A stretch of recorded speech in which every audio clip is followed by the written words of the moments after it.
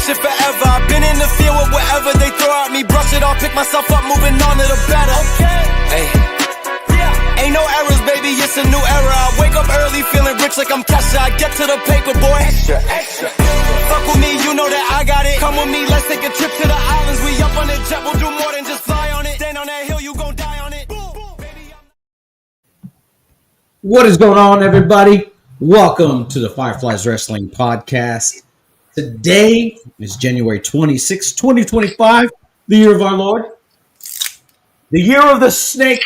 It's actually the Chinese year of the snake. So we're not just making this shit up, but it's the year of the snake.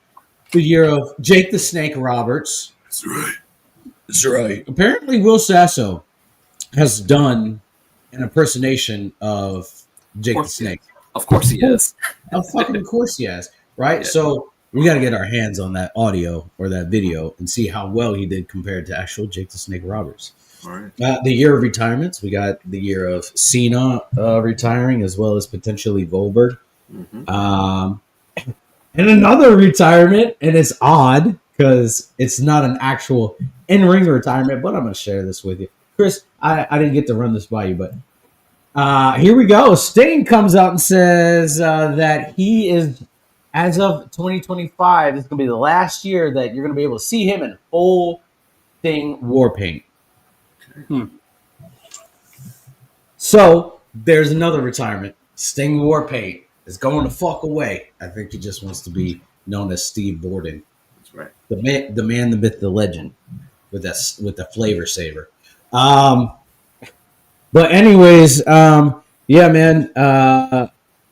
Before we get into the show, before we get into introductions, we've made jokes in the past on the show about Kurt Angle, and we called him Perk Angle, saying that was Peak Angle because of everything that he did. And when I know myself and JR listened to it, Chris, I don't know if you listened to it, but Chris Van Vliet came out with his episode of what's his show called? Just the Chris Van Vliet podcast. Yeah, Chris Van Vliet. Insight. That's what it is. There you go. Yeah. And he talked about or talked with Kurt Angle. He had Kurt Angle as one of his guests, and Kurt actually spoke about how it made him feel, and he acknowledges that people call him that, and how it made him feel. And as human beings, we need to kind of do better. And so I'm saying I need to do better. We did it at the behest of a joke. But Kurt Angle actually came out with a tweet and said, "I've noticed the Perk Angle nickname trending on social media. While I know it's just it reminds me of a time when I struggled deeply with addiction and mental health challenges. These memories are painful, but they also fuel my commitment to helping others. I've been clean for 12 years. Fuck, that's wild. And have since built a life dedicating the purpose and service. Addiction destroys lives, but it is never too late to get help. I appreciate all the positive feedback and support. To my fans, thank you for never giving up on me. I love you all, Kurt Angle." So on this channel, from this point forward, he will be known as Peak Angle.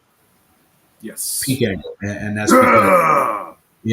because, because you know, and one of the things that he talked about in that, and I'm going to go off on a tangent about addiction.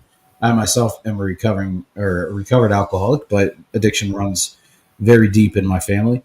And he was saying that he never wrestled high, but he had to take 56 different pills in order to feel okay. And that is daily. He took 56 different pills. He had about 20 different pharmacists on call to write a prescription for him. And that is the depths of his addiction. I'm so fucking glad that he is clean. I'm so proud of Kurt Angle. And I am grateful to have another human being that stands up for himself and says, "Hey, I understand that it's a joke, but it reminds me of a fucking time where I wasn't at my best self." And so we are grateful. I'm grateful for Kurt Angle, and not just the performer, but the human being as well. Yes, I 100% with that. 100%. Yeah. So moving forward, we're going to go ahead and do introductions. Myself, I'm Sean, and we got JR to my left, your right, probably. I don't know how you're seeing it. We got Chris to my right, probably your left. I don't know how we're seeing it. But let's go ahead. Chris, how was your week, man? It was the longest short week of my life. Yeah. It's really busy. I'm just exhausted, man. It's just been an emotional roller coaster too. So there's that whole thing. I'm okay, man. Well, I'm glad that you're here. Thank you for being here. Mhm. JR, how was your week? Good, good for the most part.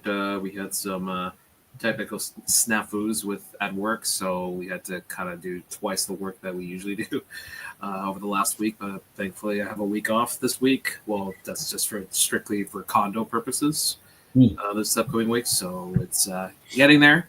I did share something on Instagram showing how the progress of my condo so far. But other than that, just try to keep busy, try to stay afloat, and just trying to take it one day at a time at this point. So I hear you. I hear you, man. My week was wild. I had the flu last week. I think I shared that, and we got snow pretty continuously for 3 days. They shut school down for 2 days, and then my stepdaughter got sick on Wednesday, so kind of put a kink in my plans. Adjusted, shifted, flyer, and so we're taking care of her. She got the flu as well. Apparently, it's running rampant through second grade, and so second graders are sucking. We went to the hospital, or not hospital, but her doctors later that night. Apparently, 36 kids came in alone that day with the flu, and so the flu A is running rampant right now. Apparently, it's on a delay. But aside from that, man, this week hasn't been too bad. I've had worse weeks. I've had better weeks. But yeah, I've taken on. I'm officially unchristmasified right now. I took all my Christmas lights down yesterday. And yeah, so I had a little issue with our washer and dryer, but that's all fixed. I guess it's a stroke of luck that today I went in there and started the washer up, and it started just fine. So yeah, man. This week hasn't been terrible. It hasn't been good. It's just been, and so yeah, moving forward. Anyways, we are going to change. We're going to shift focus a little bit away from WWE, and we're going to go into TNA. I personally didn't watch Genesis.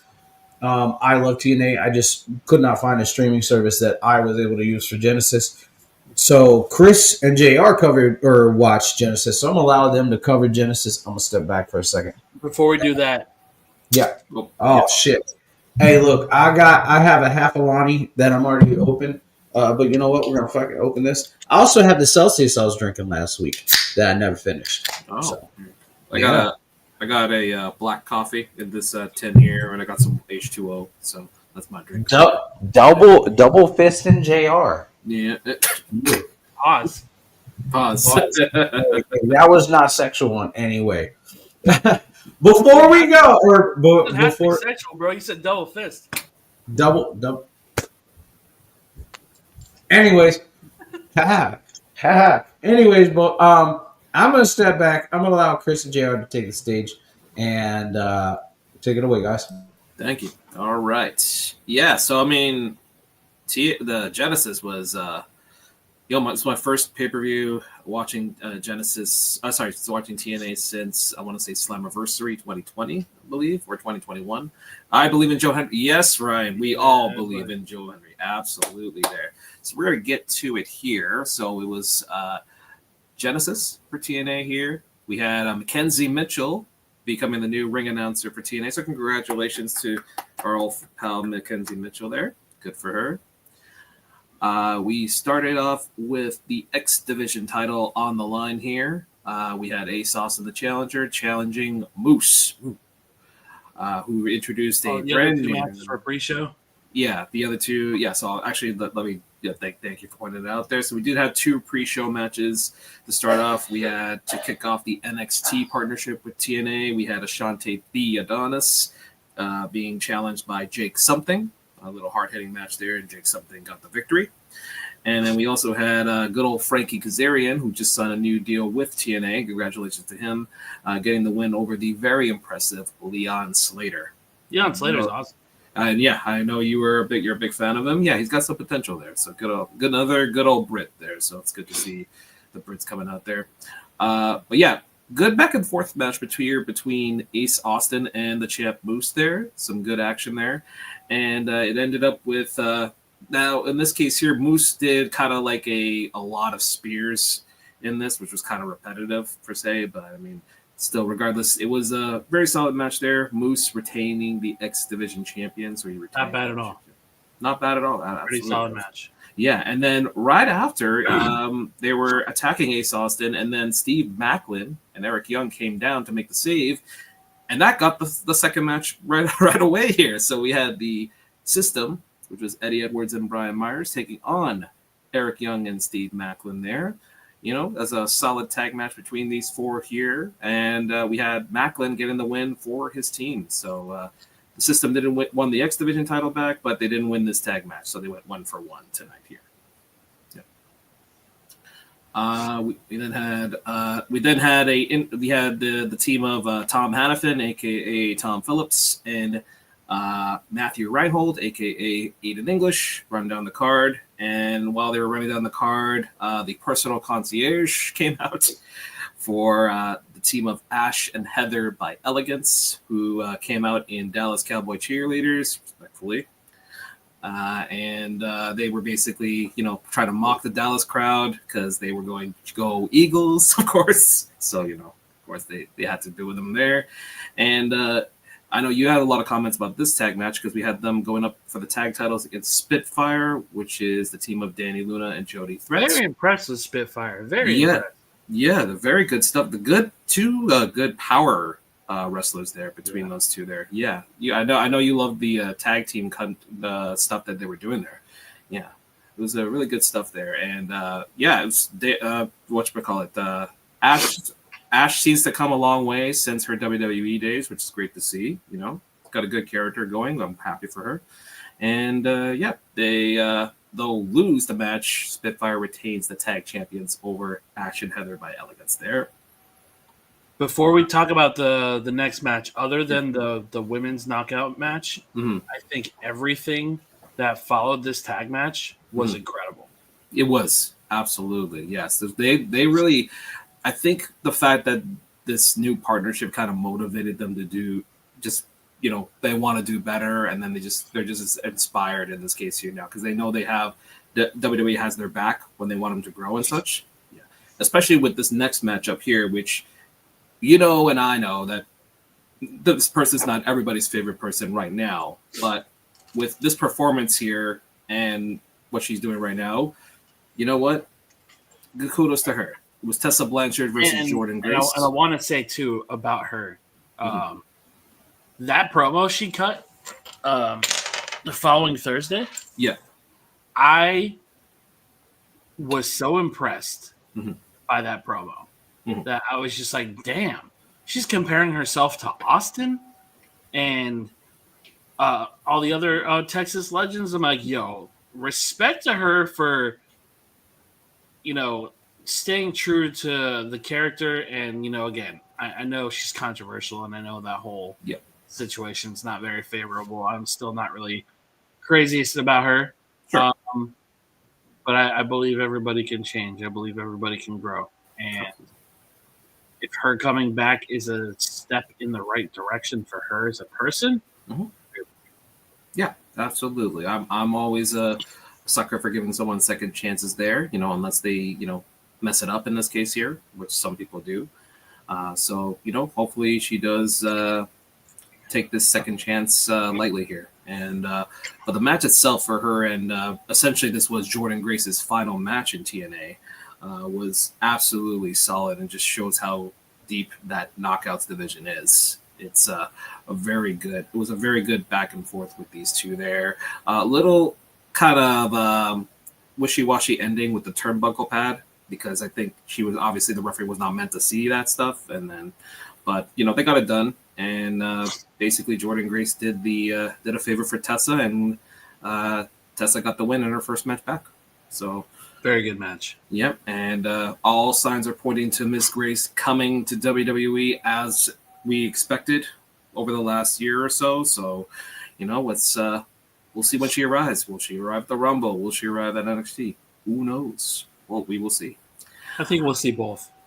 Both. Yeah, I can see that there.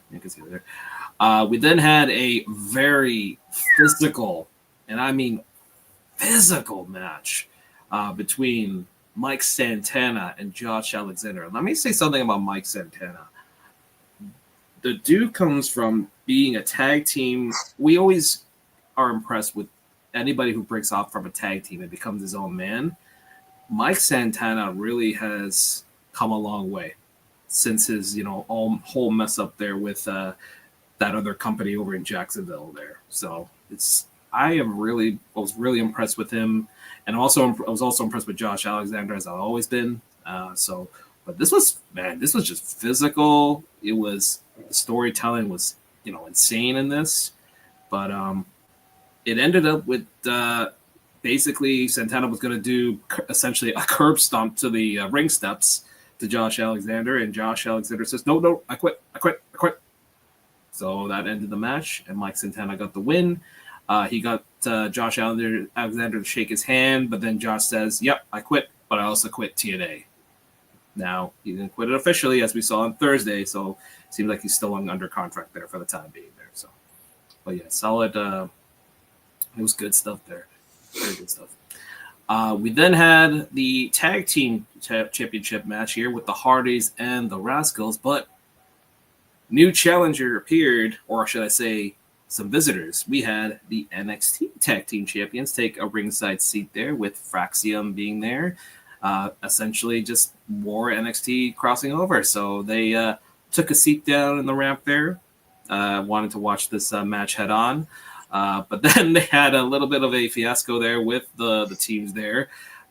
They had Matt basically run into the teams by accident, to Fraxium by accident, and then they almost started a brawl, which would have caused disqualification, but then they told him to go to the back. So that ended there. But then in terms of the match between the Rascals and Hardys, I mean, what can you say? It's the Rascals, the Hardys. I'm proud of the Hardys for, still being tag team specialists there. I was literally just gonna say, I have been very vocal over the last 5 years of not liking the Hardy Boys, especially Matt. More Matt than Jeff. The walkout that Jeff did in WWE really disappointed me a lot, and him going to AEW and how things went there.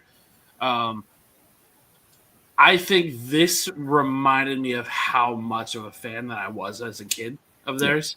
And, while it's an aged Matt Hardy and it's an aged Jeff Hardy, they're not moving nearly as fast as they were. Sure. They kept up. They changed the pace of that match to suit their own, and I thought they absolutely killed it. Yeah, absolutely. And they're a good source, a good basically resource for all the tag teams there in TNA. Yeah. It's great to see. And then with this partnership now, I mean, obviously they're going to be probably making appearances at the Performance Center to, give some help to all those WWE recruits out there, the NIL recruits, all those guys there. So, it's great to see. It's great to see there. And so they retained the championships there. We then got a video package for Chris Bay, which I found out now because I didn't know about the injury myself, to be honest with you. I was wondering in this case here. So, speedy recovery to you, Chris Bay. In this case here. We then had our next match here, which was the Ravens House of Fun Clockwork Orange match, which is essentially a street fight between the champ Masha Slamovich and the challenger Rosemary. Another physical, violent match there, but it was done the right way, though. So let's be clear on that. It was done the right way with these two here, because though it's kind of little skeptical because they're kind of typecasting Masha as like using weapons all the time and such, kind of like what they do with Michin over there. But no, they it's good. It was good stuff there between the two there. Yeah, I think this might have been my least favorite match on the whole card. Just because they did stuff that I don't really care about. Like I thought the Abyss weapon was pretty cool for Rosemary to bring out. Janice. But again, it's just one of those things where, one, it's a different era. Two, I don't really care for the hardcore match stuff. Rosemary, I'm still trying to warm up to. I don't dislike Rosemary. I just kind of find her very awkward to watch.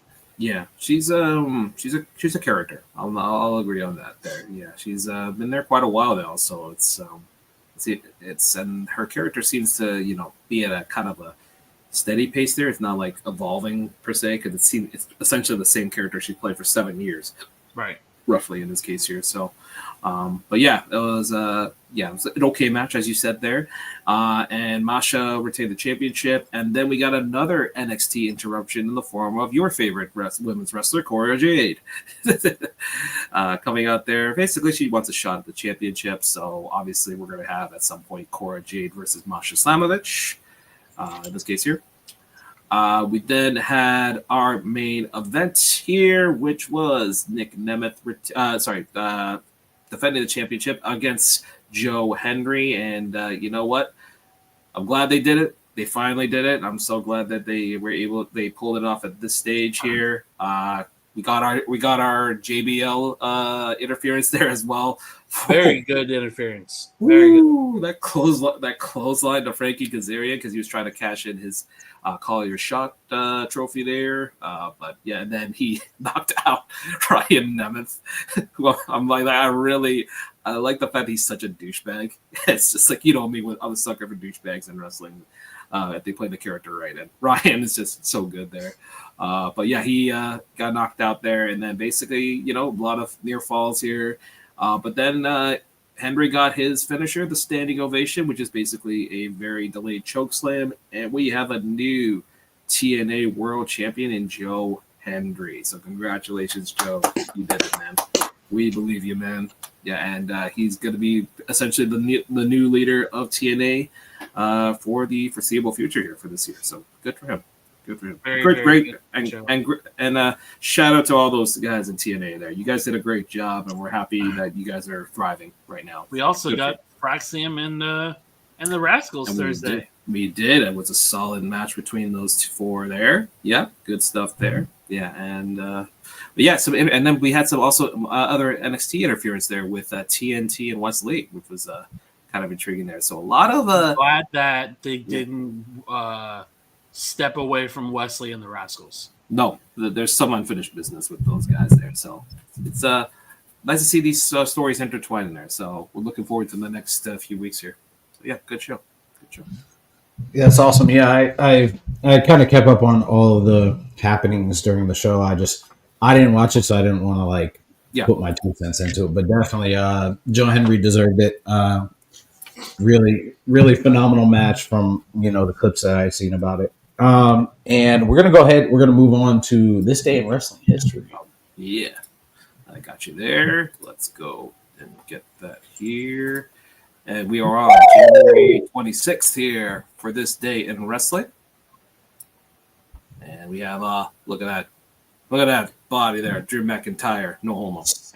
Swordsman. This is the Swordsman era. That's right. Yes, Swordsman. Yeah, that's right. William Wallace. All right. So we start here in 1987 for January 26th. At a WWF Superstars taping in Tampa, Florida, the Hart Foundation defeated the British Bulldogs to win the Tag Team Championships with assistance from their manager Jimmy Hart and cricket referee Danny Davis. At the same tapings, the Piper Pit segments between Hulk Hogan and Andre the Giant to set up the WrestleMania 3 main event were filmed. In the first, Andre introduced his new manager, Bobby the Brain Heenan, effectively turning heel and challenging Hogan for the WWF Championship. In the second segment, Hogan accepted the challenge. So there you go. That's where it all started for that main event there. WrestleMania 3, that epic scene there. 1999, Halftime Heat aired during halftime of the NFL Super Bowl on the USA Network. The program was conceived as a counter-programming to the Super Bowl halftime show and featured only one match, which saw Mankind win the WWF Championship in an empty arena match against The Rock. The match was taped earlier in the day in Tucson, Arizona. Yeah, if we recall, the pin there was a Mankind using a forklift to basically pin The Rock there and win the championship. So that was his second title reign there. And it was right after when Mankind got the crap beaten out of him by The Rock in that very famous Beyond the Match that we all remember. Yep. 2004, after winning the Royal Rumble the previous night, SmackDown superstar Era 404 appeared on Raw and revealed he intended to challenge the World Heavyweight Champion Triple H in the main event of WrestleMania 20. Yes, that's fine. All right, 2014. Batista won the Royal Rumble match at the pay-per-view of the same name from the Consol Energy Center in Pittsburgh, Pennsylvania. It was Batista's first match in WWE since he left the company in 2010. He last eliminated Roman Reigns, who broke the number of eliminations in a single Rumble match with 12 eliminations. Go ahead. I'll throw my comment at the end. Oh, sure. Okay. This beat Kane's previous record in 2001 by 1. The record was then broken by Brock Lesnar in 2020. Also, of historical note, the match was CM Punk's last appearance in a WWE ring as he walked out on the company the following night. Yeah. Dude, that has to have been the worst booking possible of a Rumble winner. Like I don't know if 2015 exists. Oh, that's true. That was Roman, right? Yeah, that was Roman. Okay, look, they fucked up. They should have put Roman at 2014. They would have bitched about that anyway. Or Danielson. Well, I mean, everybody, for the exception of a handful of people, most everybody wanted either Roman to win or wanted Daniel Bryan to win, and it just never happened. And then the opposite year, or 2015, everybody was cheering for Rusev. So like, they a day late, dollar short. Yeah, that's some good shit there. As that's good shit. Yeah, exactly. 2015, for the second time in company history, Raw was canceled. The show was due to be held in the state of Connecticut, but due to severe and dangerous weather and a subsequent travel ban on residents, the show was called off and replaced with recaps and interview segments. The following night, SmackDown was also canceled. That big snowstorm there, so they just had interviews with like Roman and all those guys and Brock. Yeah, it was a very odd time there with that Raw there. 2019, NXT TakeOver took place at the Talking Stick Resort Arena in Phoenix, Arizona. 2 title changes took place at that event, which saw the War Raiders win the NXT Tag Team Championships against Kyle O'Reilly and Roderick Strong of the Undisputed Era, and Johnny Gargano vesting Ricochet for the North American Championship. In the main event, Tommaso Ciampa retained his title against a possibly returning to WWE, Mr. Aleister Black. Yeah, if you remember, this was Johnny Gargano. He was at heel at that time, and so was Tommaso Ciampa, and they had that little stare down at the end of that show. So, what could have been there had Tommaso not been injured. 2020. The Royal Rumble pay-per-view took place at Minute Maid Park in Houston, Texas. The main event saw Drew McIntyre oust Roman Reigns to win the men's Royal Rumble match. The match also saw the returns of Edge and MVP for their first matches since 2011 and 2010 respectively, as well as the aforementioned Brock Lesnar setting the most consecutive eliminations before being taken out by McIntyre. Dog, I watched that Rumble. God damn. I rewatched it. I forgot how good it was. So he was from the Brock dominating to the Edge return there. My favorite spot of that whole match is when Keith Lee comes out against Brock Lesnar. Yeah. And then Lesnar's like, hey, boy. Yeah, he's like, he did say that. He's like, who is this motherfucker? Yeah, that's right. He did say that. Yeah, that was. And him dancing to MVP's music was pretty funny, too. And that's it where Shelton Benjamin came out, and like him and Shelton were starting to form an alliance, and then he eliminated Shelton and had me dying. He's like, yeah, let's get ready. He knocked him out there. Oh man, yeah, that was a great Royal Rumble. Now I gotta watch it again later, so it's good to know there. Charlotte Flair won the women's Royal Rumble match there. I think the wrong winner on the women's side, to be honest with you, because you had Shayna Baszler there, who was freaking dominating that Royal Rumble there. But yeah, that was the year of Shayna Baszler going to WrestleMania too. Yeah, she did in the Elimination Chamber, but I think they could have had her win the Rumble here to challenge Becky if that's the case there, because like she came out at number 30 and literally eliminated 7 people in 2 minutes, basically. Yeah. So it's like if that's not booking there, but then whatever, it's Vince. That's good shit. Yeah, exactly. All right, and notable. Exactly. Yeah, that's right. And notable birthdays. Oh, great. Sasha Banks, 1992. Yay, whatever. Taylor Wilde. The Mercadiz, that's right. Toronto-born Taylor Wilde, one of my favorites from TNA, 1986. Volador Jr., 1981. I believe he's a cruiserweight, if I'm not mistaken. The late Road Warrior Animal, what a rush, 1960. And world-renowned promoter Gordon Soley, 1929. And that's your day in wrestling for January 26th. Nice. Before we move on, one other thing. Yesterday, as of yesterday, 9 years ago, AJ Styles made his debut in the WWE. I got to see that. One of the biggest pops ever. Yeah, can confirm. Wow. Dude, yeah, you were there. You were nice. Yeah, me and my buddy Nick. He may watch this later. Me and my buddy Nick were watching it, and I literally threw my fucking shirt over my head like Pele and ran around my living room. They fucked up so bad with that camera angle when they first. Yeah, that's right. Yeah, exactly. Yeah, because it went on to Roman's face. Roman's dumbass looking face on the screen. Yeah, yeah, exactly. Because you have the other angle that says phenomenal, but then he looked like the Jeff Dunham hillbilly puppet. Oh man, what? All right, so I remember that moment. Yeah, and I see the hooded figure, and he was doing this. I was like, dude. As soon as they said I am phenomenal, I'm like, bruh, no fucking way. They got him, man. So before we move on to Raw, I want to make a comment. I had to ban somebody's comment because of something that they said, and ban them essentially. If you were making sexually explicit comments in this video, like, it's not going to get put up. I think like we're all adults here.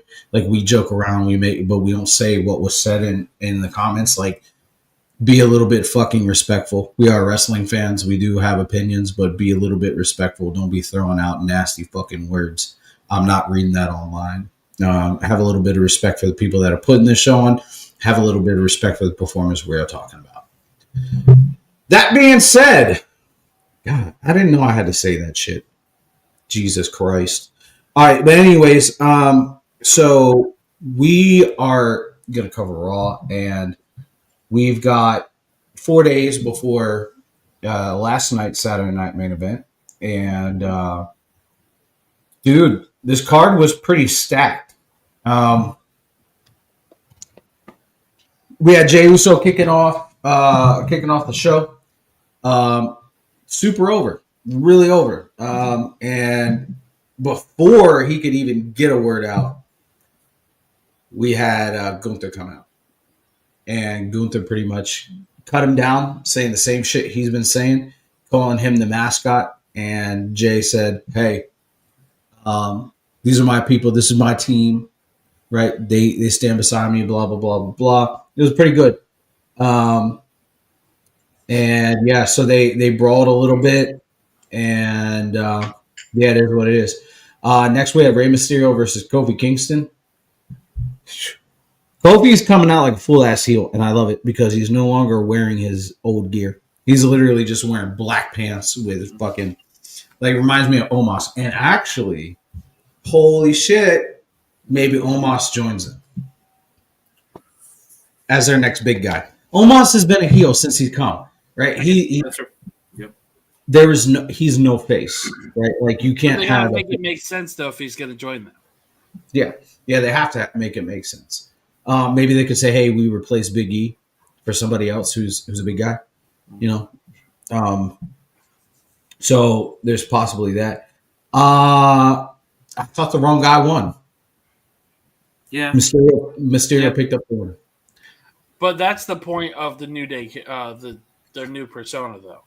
Yeah, you're not gonna just go over a veteran like that. I mean, they're both veterans in their own right. Yeah, but you're not gonna have the newly healed Kofi Kingston go over right away. Yeah, and it's clearly not over right now. Obviously, they're still coming at each other. No, I agree with that, but I also see it like if you just turn them heel, right, and they've been the antagonist the whole time, and you're finally building up to the match where they go where Kofi goes 1-on-1.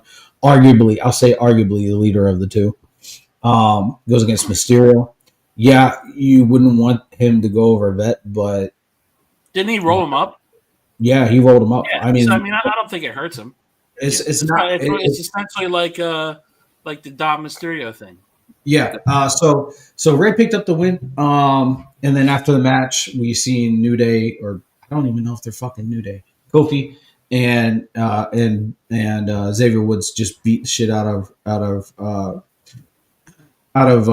Mysterio, and then we had I was gonna say Legado. Well, LWO come out and make the save for them, and we got a backstage segment between Chad Gable and American Alpha.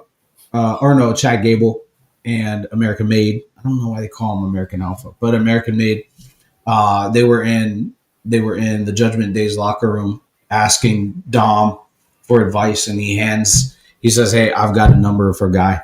Hands it to him, and Chad kind of looks at this, and he's like, "I'm gonna go learn the dark arts of Lucha Libre." And if you kind of follow anything behind the scenes that is not kayfabe, you'll know that Zelina Vega and her husband, Tommy End, Aleister Black, Malachi Black, own dark arts, mixed martial arts, or jiu-jitsu.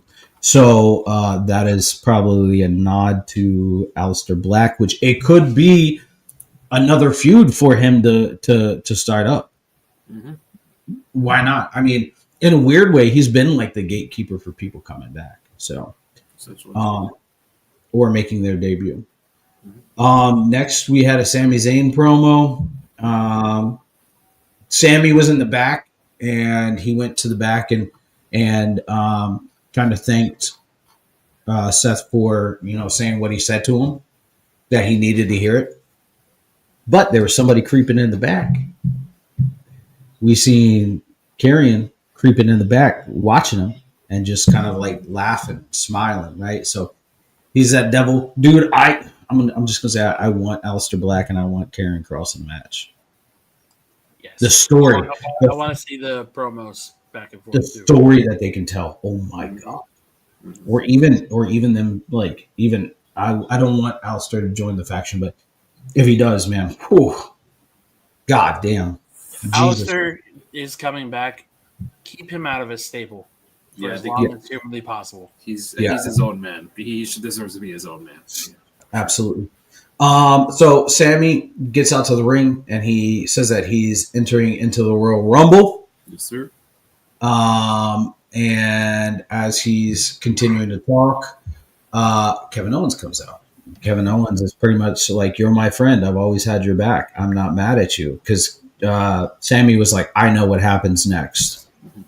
Go ahead and do it." And Kevin Owens was like, "I'm not going to do anything. I'm not mad at you. I understand why you did what you did." It's odd. It's odd, to say the least. Anyways, he said, at Saturday night, at Royal Rumble, if you have my back, I will have your back. So it could mean that Sammy could get involved in the World Heavyweight Championship match. Doubtful. Could be.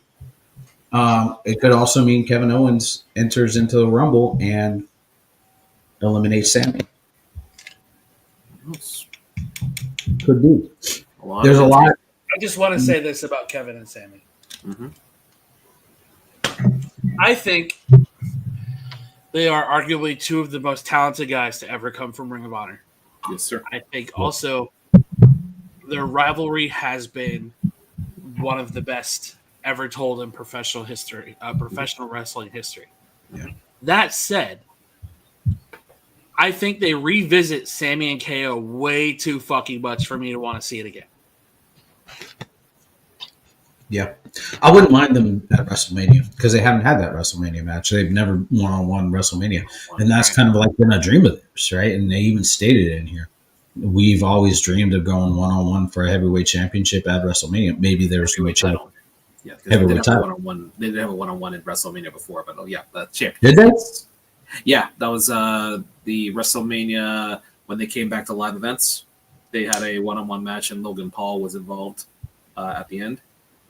Oh, okay. Yeah. Well, Yeah. I'm wrong. I stand corrected. Nope. But regardless, I mean, I don't want to see it all the time. I wouldn't mind seeing it again, but because they're a little bit feel older. like it's too fresh in my mind for me to want to see it again. Fair. That's fair. That's fair. But yeah, that's fair. Yeah, I agree. So yeah, decent. Next we have Bailey versus Nia Jax. Really good match, dude. Look, Not bad. I'm gonna say this, like, Nia continuously impresses me. Even last night. And I was super fucking impressed. I was sports entertained. This match with Bailey impressed me too. And that's hard because Bailey doesn't really impress me too much. Bailey hasn't done anything for me since she's turned heel, like way back when. No, this match, in my opinion, I was very impressed by her. She showed strength. She showed resilience. It was a great match. And also, I want to point out that this is one of Triple H's strengths. He allows the talent that are both have the trust in the ring, the notoriety, and just that foundation to work in that ring and to put up however many minutes they're given and make the most of it. Yep. And I think Triple H is doing a very good job with almost everybody on that roster, aside from a couple, and are making every talent that he has booked over the last couple years that he's been in charge top tier. Yeah, yeah, absolutely. Now, I will say this is something that we don't normally see from Nia. She did a pop-up Samoan drop into the Annihilator. And, like, we don't see that pop-up Samoan drop from her at all. We see that from, like, Jacob Fatu or, like, Roman. We don't see that shit from Nia. So for her to pull that out of the bag was great. And then hit the Annihilator for the win. And after the match, she kept attacking, and Rhea came out, and because Rhea had been attacked prior to the show, and they confirmed that Nia and Rhea were going to go one-on-one for the women's heavyweight championship at Saturday Night Main Event. So that was a nice setup. Roxanne Perez was there ringside, so we're going to get. There's that continuing build up for the feud of Roxanne and Bailey. Dude, oh yeah, Bailey did a beautiful sunset flip powerbomb over the top or off the top rope. Yeah, yeah. So yeah, I mean, it was beautiful. Next we had the match of Penta versus Pete Dunne, Pete Dunne. Great match. Yes, dude, keep giving me Penta matches. Keep giving me Penta matches against people that have an established name. And keep giving Penta that presentation because nobody gets pyro like that unless you're important. And he got more pyro than he did in his debut entrance. So, Yeah. Yeah, he got the spinner. He got the spinner. Yeah, he got a spinner. Yeah, he got the well, I just thought of it now. If you remember Aldo Montoya, he had spinners for his pyro. He basically got Aldo Montoya spinners for his pyro. Yeah. I also want to say this about Penta. I don't think what they're doing with him is a bad idea. I just want them to be careful running him through the roster. Sure. Because it's going to get to a point where, okay, you've won 10 straight, which, I hope they're going to add a story in there somewhere. Yeah. You won 10 straight, and now let's hot shot to a mid-card title. I don't want them to do that to him. No. Yeah. I think one of the more funny things. Put my macaroons. They're in the freezer. Hold on, guys. Hold on. No problem.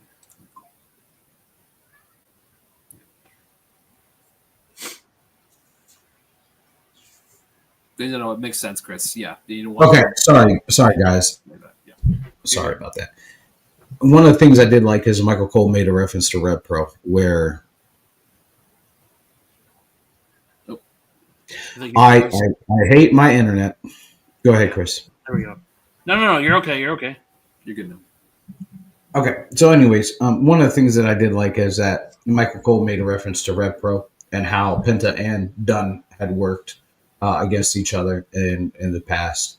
One of the things that I also enjoyed was that shotgun drop kick at the beginning of the match. Penta had his back turned to Pete Dunne, and Pete Dunne just came and drop kicked the fuck out of him. And that's how Pete Dunne should be presented. And this is my gripe on our truth, and I'll put it 100% on him. Sure. The Butch shit has ruined Pete Dunne. I don't like to say the word buried because everybody overuses that fucking word, but the Butch shit has completely buried that man alive. Mm-hmm. Yeah. And I think every time it's brought up, it's stupid. I think moving forward, they need to move Dunn into the opportunistic heel. I agree. And instead of like the aggressive heel, like the opportunistic heel. And I hate to say it, but like Edge was super opportunistic. Make him an opportunistic heel. Yeah. Move Just him away give him from truth. something. Or move him away from truth. Like, just put him in freaking Smackdown for the sake of just getting him away from truth. But see, the problem with that too also, JR, is like I feel like they have moved him over brands every single time they've had a draft so far. Yeah. Keep him solid. Keep him on there. Sure. Keep him on roll. I mean, move truth. Or move truth, sure. Whatever. Just keep them away from each other. Yeah, I do agree. You got to keep them away from each other at this point now. Yeah. So next we got a Logan Paul vignette. And they now say he's going to be on Raw. I'm excited. I love Logan Paul. Let's do it. Let's do it. I'm excited for him to piss the IWC off. I cannot fucking wait. Yeah. Absolutely. Next we had a CM Punk promo. He went in. Bro. Punk went the fuck in. Him clapping at Hulk Hogan was the funniest shit I've heard all week. He took a He went yeah. He said put Hulk Hogan in the Rumble and I'll toss his old dusty ass over the top rope and kill Hulk Hogan. He paused before he said it too. He's like, put Hulk Hogan in the Rumble and I'll throw his dusty ass over the ropes and Hulkamania for good. Oh my god, bro. Jeez. I love CM Punk. What the fuck is going on? Oh my god. Yeah, and he said he also teased that he's gonna cash in the favor Reigns owes him at the Rumble. So it could be, hey, I win, you do the job for me, or toss yourself out. I don't think be my enforcer. I think Jacob Fatu is going to eliminate Roman. I really think that's the goal. Okay, like we're gonna get to Jacob Fatu later. Oh yeah, we will get to him. God damn that man. Look. Pause. What I'm gonna say. Anyways, next, I didn't even watch this match. Damage Control versus Pure Fusion Collective. Next. PFT. Yeah, next. We're not gonna even cover that. Main event. It was fine. It was fine. Zoe Stark did do a very impressive dropkick, though. Oh my god, bro, that fucking dropkick was disgusting. That was very good from Zoe, and she landed properly too. Like she landed on her belly. The call right after when they said that Zoe Starks is a fucking sniper, and they showed the replay. You just see her foot go straight into the chest of Dakota Kai. I'm like, bro. Beautiful. God damn. Beautiful. If only she had a personality that would match her performance. But still. Out of all three of them that are in that fucking stable, she is the only one that has talent. Yes. And I hate saying that about Shayna, but Shayna is washed as fuck. Yeah, I mean, if Shayna had a resurgence and she actually she couldn't have a resurgence because the Ronda Rousey shit ruined her. Well, let's hope. But anyways, I've been saying, man, Zoe Stark is the standout of the group.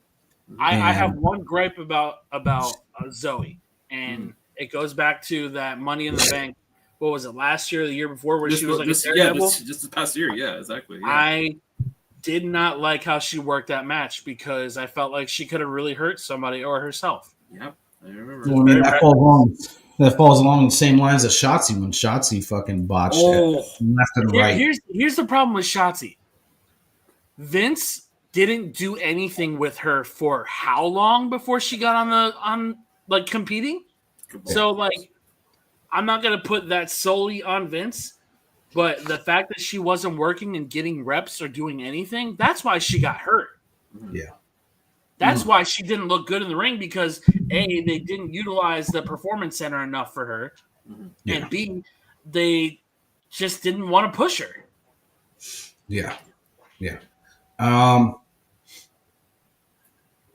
our main event was Seth Rollins versus Drew McIntyre, and these two beat the dog shit out of each other. Great. Better than the WrestleMania match. Yes. Yeah.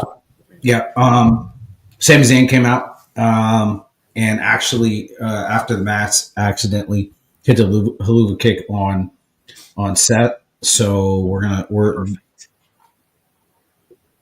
and Drew just slid out of the ring. Yes, he's like, I told you. Mm-hmm. Yep. So and again, we go back to Drew McIntyre. Out of everybody, is the most justified out of the entire bunch of people that are outraged. Yeah. Man. The Hitman Drew McIntyre. Yeah, that's right. Yeah. Dude, that main event was awesome. Yeah. They beat the absolute shit out of each other, and I fully enjoyed it. But that was Raw, and Raw was great. Good stuff. Very good stuff. Absolutely. I'm going to back out so you guys can cover NXT. Let's do it. All right. Right, I got the card right here. Let's do it. Yep. Fire it off, man. So before I go down the card, this was one of NXT's highest rated shows. I believe it's in their top 3, if I'm not mistaken. 8-12, buddy. Yeah. And we're at the point of NXT is proving every person who doubted them completely wrong. Absolutely. Because I've said it since 2.0 to now. 2.0 was not well received by 90% of the IWC. Yep. Simply because of the corniness of some of their characters, the racy storylines they were trying, toxic attraction, so on and so forth. Mm-hmm. I think every talent that has come from 2.0 up until now, I just think are absolutely thriving, and everybody is doing such a great fucking job. Yep. 100% there. So we started off with Tony D and Ridge Holland. I'm not gonna lie to you, I didn't really pay attention to this match because I don't care about Ridge Holland. Of course. Yeah. It was a pretty solid back and forth from what I saw. Izzy Dame came out and made the save because Ridge almost won the title. Ridge, you got Izzy Dame. Kicked Ridge right in his square ass head. And it looks like Izzy Dame is going to be playing a very essential character in this whole storyline, finally. Interesting, yeah. Good. It's good that they got stuff for her there. Yeah, the match was okay. I'm not going to, like you said, I'm not a big Ridge fan myself, but I mean, it was a solid match. Kind of falling off of Tony D, too, if I'm being honest with you. It's a little stale there. I guess now with this Izzy Dame thing, they have something going on with Tony at least. Not only that, but it seems like they're trying to slowly push him solo. That too, step out of the Don role. Yeah, especially with what happened later on. So, yeah, right. Let's continue on here. Yeah. Sean's here, Michelle. He just stepped out for NXT. Hey, Michelle. Next up, we had a backstage segment with Wesley taking issue with Dion Lennox, Mr. Personality, claiming that, the fucking glasses. Yeah. God damn it. Oh my God, bro. Wesley or Dion challenges him to a match, and he starts talking shit about Trick Williams. Trick Williams comes out and slaps the ever-living dog shit out of Wesley. I have never seen somebody slap somebody so hard in my life. That was a receipt there. It was such a big segment for those two that even Redman got involved on Twitter. Oh my God. Easy. He smacked the crap out of it. So good. Next up, we had Bailey, Julia, Roxanne, Cora segment. I'm not going to read this whole promo. This whole thing is crazy. Yep. I really enjoy Julia's passion for the business. I really do. I like that Bailey just kind of let her talk out her promo and express herself as a talent. I was listening to Julian and Tommy talk about this on the space last night, and they were saying how Stephanie is a bigger star than Julia. And I wanted to hop on that space and kind of have that conversation with them. I'm like, well, you got to realize that Stephanie and Julia are from two completely different sides of the world in terms of wrestling. Yeah. Luchadors start when they're like, what, 12 years old? Somewhere around there. And then you got Julia, who I don't know when she started, but Stardom and Marigold and whatever else she worked is not the same as where Stephanie has worked. I'm not going to make that excuse for Stephanie being better in the ring than Julia, but if we're talking presence, if we're talking final boss appearance, Julia is that talent. Stephanie is fantastic, and she will get her due 100%. But I think people need to stop undermining Julia and how great she is. Yeah, 100% there. Yeah, she's good. She's getting there. Absolutely. And then we had Tits McGee and Roxanne come out, interrupt the whole segment.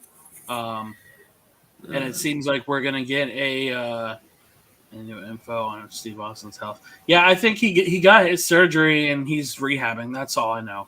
Good. Okay.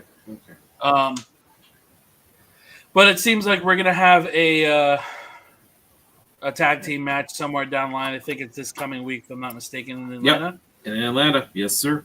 Yep. So it's Julia and Bailey versus Perez and Cora Jade. And then Jada Parker backstage saying that she doesn't buy the new attitude from Kalani Jordan. And then, of course, Carmen comes out and talks about how love is in the air. Jada just says that Adonis is playing her, and they get into a brawl backstage. Next up, we had Wesley versus Mr. Personality, Tion Lennox. And it was a pretty short match. Thank God. And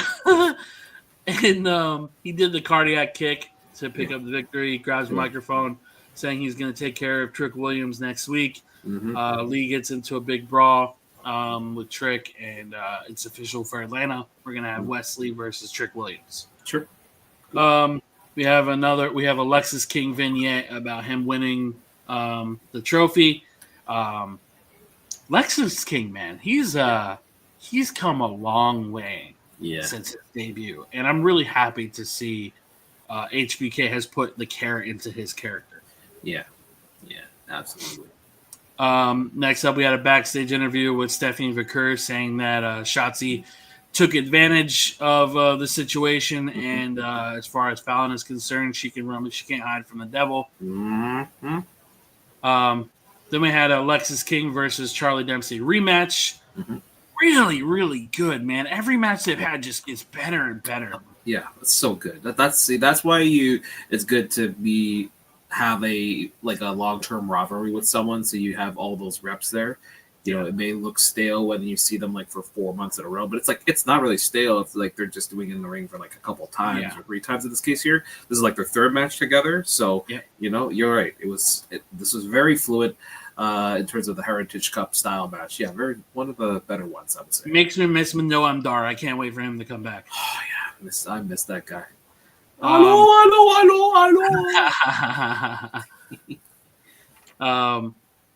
That match ended up with Lexis King winning with a low blow behind the referee's back. Very, very well done. I like that he took advantage of No Quarter trying to interfere in the whole situation. Then we had Bianca Belair and Naomi saying they're looking forward to facing Jakara and Lash. This is following the Smackdown of Naomi saying there's no updates on Jade. So I think Jade is going to interfere in Atlanta. Let's see. We will see, man. This is going to be interesting. This is getting interesting. Yeah. Then backstage, we had an Andre Chase segment. Basically, he saw Cale Dixon watching some old Chase U stuff, and he said that Chase U was dead and it's my fault. And it just ends with Cale Dixon saying it doesn't have to be dead, and pans off. Next up, we had Jada Parker versus Carmen Petrovic. Really, really fucking great match from these women. Kalani coming out and interfering, and Petrovic got the win over Parker. People think it's punishment. Nope. I thought it was, but it makes sense for story why this happened. Yeah, exactly. Jada can afford a loss here and there, absolutely in this case here, and it starts a rivalry with the impressive Kalani Jordan. So, I have no problem with Carmen getting a victory there. It's Carmen was due for a victory anyways, so I have no problem with Jada getting absolutely. And it was a dirty win, so it's not like it was a clean pinfall. This is a dirty win for her. So, Then we had Metaphor respond to Bianca and Naomi saying that they're going to become the new champion, bringing back NXT. Mm-hmm. Saria and Sol Ruka want to get a shot at the titles, and so does Gia and Tatum Paxley. Mm-hmm. So it looks like Sol Ruka and Zarya are officially a tag team together. That's fun. No problem. Next match, we had the family with with Adriana Rizzo versus Brooks Jensen and Nico Vance. I didn't really pay attention to this match. It was okay. Nico obviously looks a little green, but he's got some potential there, especially with he's got a nice old JBL finisher there with his lariat. So yeah, I heard the clothesline was pretty nasty. It was a pretty good one. So if you give a guy something like that, hey, I'm good with that. Yeah. Then backstage, we have Fraxium talking about their appearance at Genesis, and they said they're going to give their overdue title shot to the Rascals on Thursday.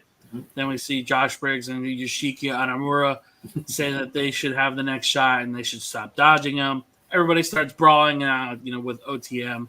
Yeah. And then this is what we were alluding to about the Tony D segment as well. Basically, the Don saying that he doesn't need to hold their hand through everything, and that they need to take care of their own business, and he walks away. So I think seeds are being planted there. I think it's long overdue. Yep. And then we have Ava saying that Javon's not clear for competition yet, and he's talking with his mouth wired shut still. Really, really good selling of the whole story. And Cedric Alexander returns and saying that he's going to take care of Ethan once and for all. You're right. That also brings A-Town Down Under coming out saying that Ava is the final boss and everything. They're going to watch. They're going to watch the main event. Whoever wins that match is going to be a Grayson Waller effect, and we'll get to that. Sure. Then the Bailey Julia match is announced for next week, taking on Roxanne and Cora. Then we had a Hall of Famer appearance. We had Mr. DDP. Bang! That's not a bad thing. Great to see him. That's a good thing. The savior of my back pain. No joke. Once upon a time, I had very serious back pain, and DDP yoga 1 month later saved my life, man. I want to read this promo because Ethan Page is just absolutely phenomenal in his role. Do. Yes. So he starts off by addressing Dante. He says, "I didn't want to do that to you, Dante. I was riding a high after shaking hands with the final boss. Dante, you wanted to stand on some high moral ground. Now you can't even stand at all. Still hear the echoes in my head. I never knew I would enjoy the sound of human bones breaking. You were screaming out in pain, just like Cedric Alexander, just like Javon Evans. Now, Javon, you must never want to speak normal again. Why else would you get in the ring in the state that you're in? I blasted you in the face one time, and I drew blood. This is your last warning. The next time that we cross paths, it won't be just one punch. I won't stop." This evolution of Ethan Page has been something. This is 10 out of fucking 10 villain right now. Yeah, right now. He is absolutely from that, egotistical this to this like sadistic version of Ethan Page. It just comes to show you how far he has come. And it's just absolutely great. And I love the fact that, they're not rushing him to the main roster, which is great. We want to see him develop more, obviously. We want to see what else he can do. And then when the time is right, they'll bring him up and it's going to be glorious. Yeah. Bobby Roode style. I think it's important to point out that he's not your typical heel. He has literally reached his final villain era. Yeah. I think he's probably the top heel in that entire roster right now. I don't think anybody touches him right now. Yeah, he's definitely a good one there. He's going to be definitely a good one for sure. Next up, we had Obafemi versus Eddie Thorpe. I have some thoughts on this match, and not a lot of them are super positive, but I get why they presented Eddie the way that they did because he attacked Oba and all that stuff, so it caught him off guard, whatever. I agree with you in the group chat where it should have been a squash. It should have just been Oba running through him. Yeah. Right. But again, I think with just like the behind the back attacks and smashing a trophy over his head and stuff, it makes sense why they did that for Eddie, but I don't think Eddie being in the main event is something that anybody's really interested in. Nobody cares. And I mean that with all due respect. Yeah. Eddie's a great talent. It never is, Yeah, no, he's okay. He's all right in this case here, but he was kind of. It's kind of like nowadays with NXT, they kind of have to rush a heel to kind of challenge for Oba in this case here instead of developing somebody as they usually would in this case here. So it seems like I don't know. Eddie was just so random in this case here. Like I understand with this whole some of his characters didn't work out from his my ancestors are there or from the DJ segments and all that such. It's. Yeah, I don't know. I'm just glad. Obviously, he didn't win. With sticks with him. Yeah, exactly. And my thing is like, I feel like there's just a main event picture there that's missing completely for the men's division. Mm-hmm. I don't feel like there's anybody really primed for that position. Mm-hmm. Like they lost Ilya and Carmelo all within one swipe. Dijak's gone, and Breaker, right? Yeah. And I feel like they weren't 100% prepared for their departures. But at the same time, I feel like HBK has done a great job in building arguably the greatest women's roster that the company has ever seen. Yes. And I mentioned this on Twitter, but minus star power, this is the best women's roster that the company has ever had. Yeah. Absolutely. I'm talking from a talent perspective, not even star power. You talk about star power, you got Julia, you got Stephanie. Zarya still needs a little time. I think the star power is there, but I still think she's not really in a position of carrying a division of any sort. Exactly. And you have to think about it, too. With some of them, they're still in their early 20s, mid-20s in this case here. So you have a lot of room to work with a lot of this talent there. You don't want to rush them up too far, too much right away in this case here. I think, as bad as it sounds, I think it was kind of rushed that they brought up Kiana James to the main roster right away in this case here. I think she could have done at least another year in the main roster. Now, it's no fault of her own because, it's their decision. And then also she got injured. And we don't even know when she's coming back at this point. So, I'm assuming she'll be back at the Rumble if anything. We'll see. But they've got a lot of depth. I think that's the most important thing is that they got a lot of depth and they have a lot of next person up in terms of that division there. So you're right. This women's division is just absolutely stacked for sure. Yeah, and I truly don't think there's anything better. Absolutely.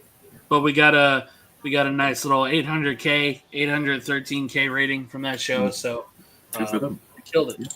Yeah, NXT was great this week. Yeah, and it should be really good in Atlanta. So it's going to be very good coming up. NXT sounded awesome. It was absolutely. That's awesome. We'll go ahead. We'll cover SmackDown. I'll pick up the reins for this one just because. Okay. You guys covered so much with the last two things. Yeah. But SmackDown was great. We had a pretty decent card. It wasn't like anything wild. The show started off with Pretty Deadly versus Motor City Machine Guns, and holy shit, both teams showed the fuck out before the match.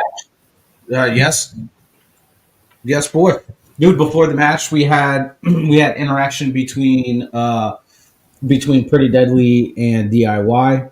And Pretty Deadly's like, so what's the plan? DIY's like, Johnny was like, I got a match against Apollo Crews later on. Figure your shit out. And then we had Wade Bear say, I think they're being played. So that was pretty cool. Pretty cool segment. Yeah, Motor City Machine Guns beat Pretty Deadly, but it was a really good fucking match. Yeah. Really solid match. We also saw Los Garza standing there, blocking the way, and then they let Pretty Deadly go. So that was pretty cool.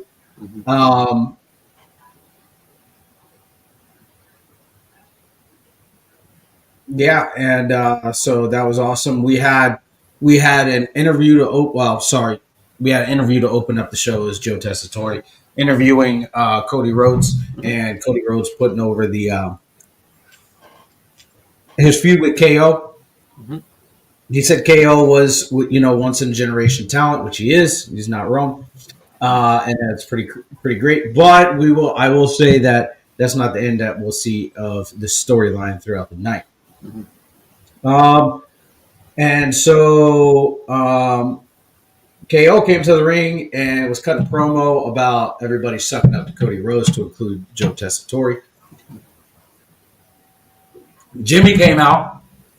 Jimmy said Big Jim said one of our favorite lines from Botchamania. If you watch Botchamania, he said, "You talk too much, smack." And they got into a brawl, and so that sets up a match later on between KO and Jimmy Uso. It's always good to see KO wrestle on SmackDown. Right? Yes. We don't get that very often, so it was really cool.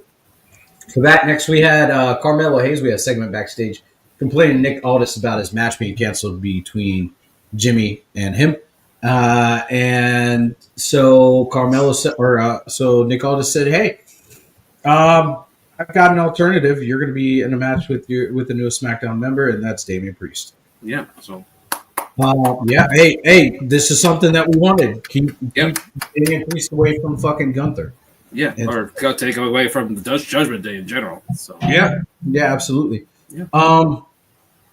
And so next we had a tag team match between B-Fab and Meechin and Chelsea Green and Piper Niven.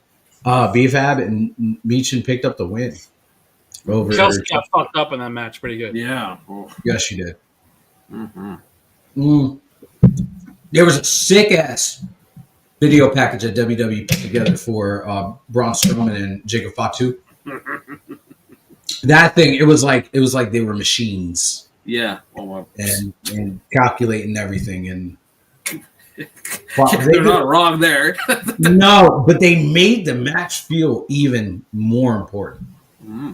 So that was awesome. So when KO was coming out to the ring and antagonizing Joe Tessitore, he also antagonized Matthew McConaughey. And, right. Yeah. And so it's pretty cool. Next we had a little thing between Nia Jax, Candice LeRae, and Liv Morgan, Rhea Ripley, Naomi, and Bianca. It ended up being a big 6-woman tag team match with Nia Jax, Candice, and Liv Morgan picking up the win. Yep. And also, like you said, there's still no update to Jade. So one begs to reason what the fuck is happening. Liv Morgan picking up the win was a pretty good call. Long overdue. Long overdue. Next, we had Apollo Crews versus Johnny Gargano. Mm-hmm. I'm always happy to see Apollo Crews get TV time, and he picked up the win against Johnny Gargano. Yeah. Next, we had Tama Tonga versus LA Knight, the battle of the Very, very, very good match. Yeah. God, it was a very good match, and the promo that was cut beforehand was. They were firing. Was that when Fatu cut his promo? Yeah. Well, that Bro. too. Yeah. No. That was on the main event. No. He cut one Friday too. Remember? Because I said I wish he wouldn't rap. Oh yeah. Was that match? Yeah, that was the match. Yeah. That was the match. Yeah. I love Jacob, man, but Jesus Don't Christ! rap. Like when he started rapping, I'm like, please stop. Please stop. I'm just gonna say I don't even care if he raps or not. This man could have a microphone and be on my speaker when I go to sleep. And that man's voice will put me to sleep or get me hyped up. I don't even care. That would be my voicemail. It's like, I'll leave you a message. I'm here to leave a message. That's it. Yeah. After the beep, record your message. Next, we had a really good match between Damian Priest and Carmelo Hayes. Mm-hmm. Really solid match. I enjoyed it. Chris, you look like you have some something to say. Go ahead. Nope. No, What? You're talking about Damian Priest all the time. Come on, that's it. Go. Yeah. Respectfully. Safe place. Respectfully. Yeah, safe place. Go ahead.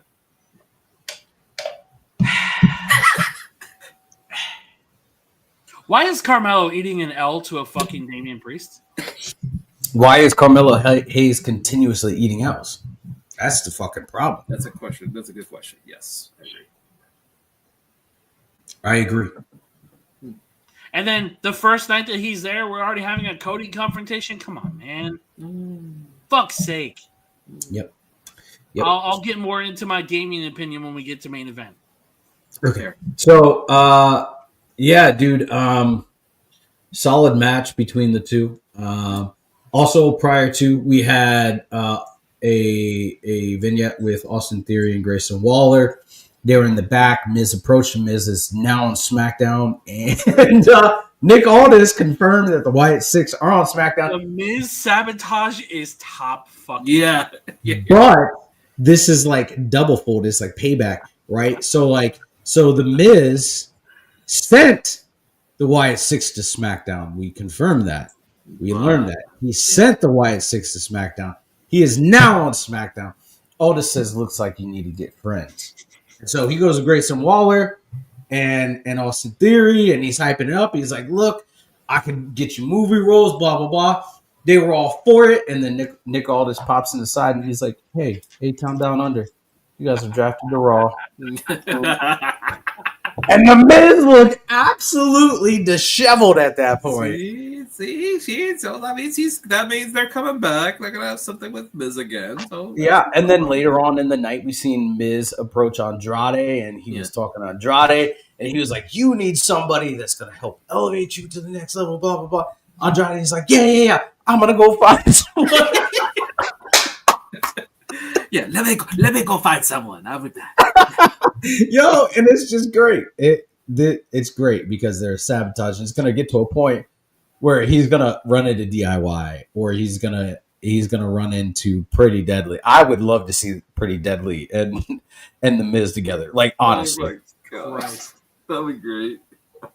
And then they would go against the Wyatt Six, and Pretty Deadly would probably get fucking annihilated. Yeah.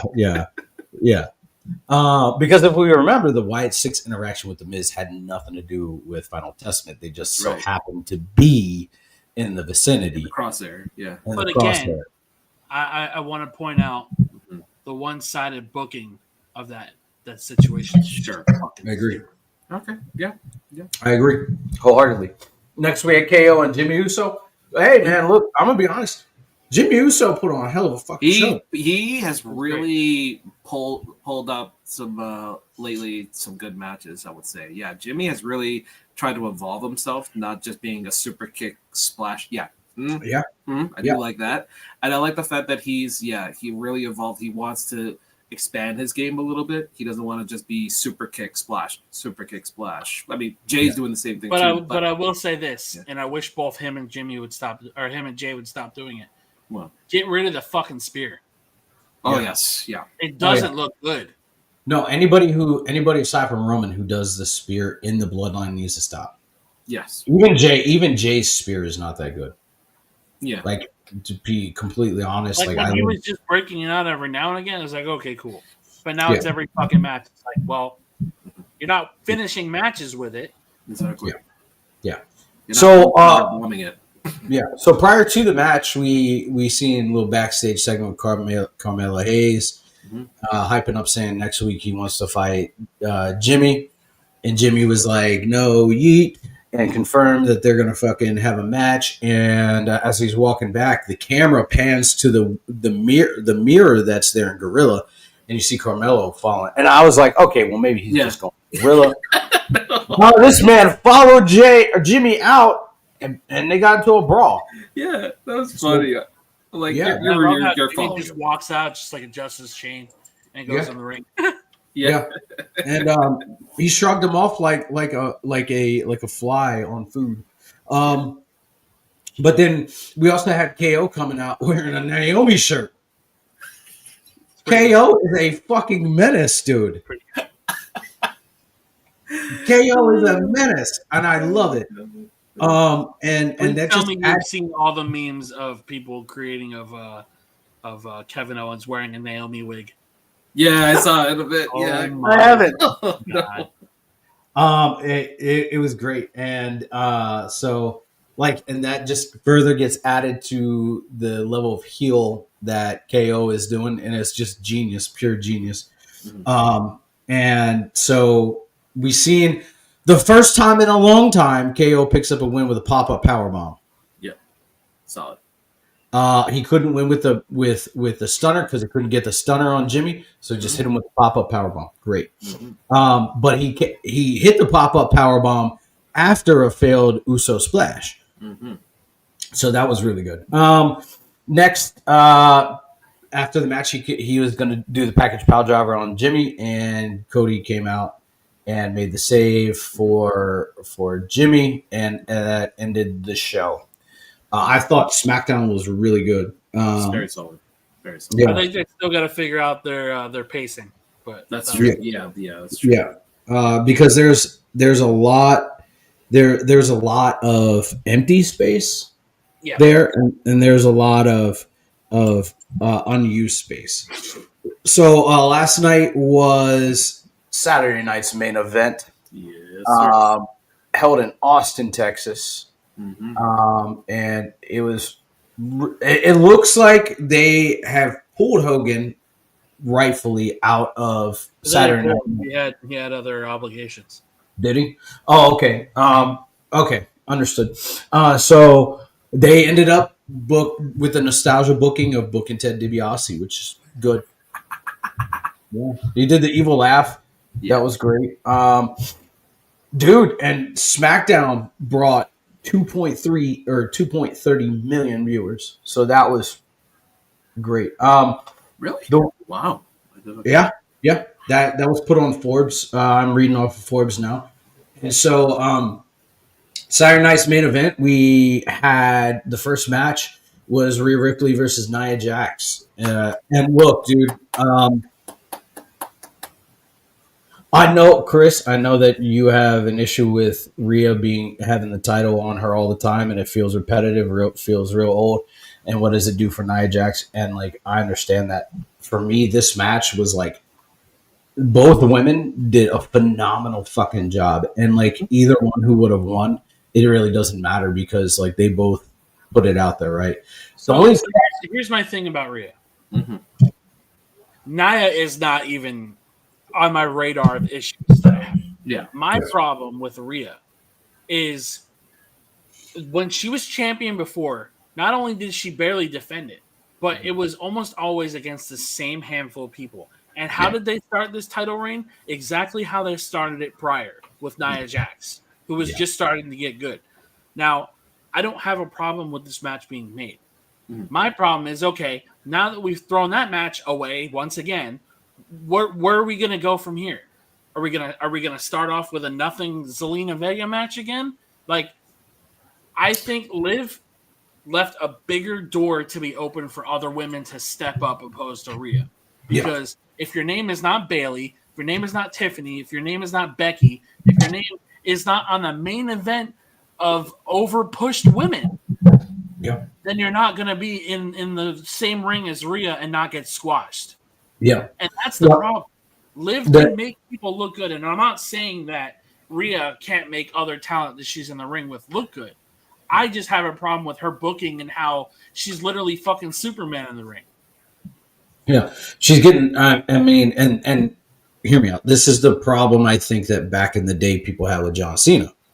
Was John Cena was putting all these feuds where he was Super Cena. You knew that at a certain point in the match we're going to get the 5 moves of doom and it was over, right? And I think that's the same issue that we're seeing with Rhea Ripley.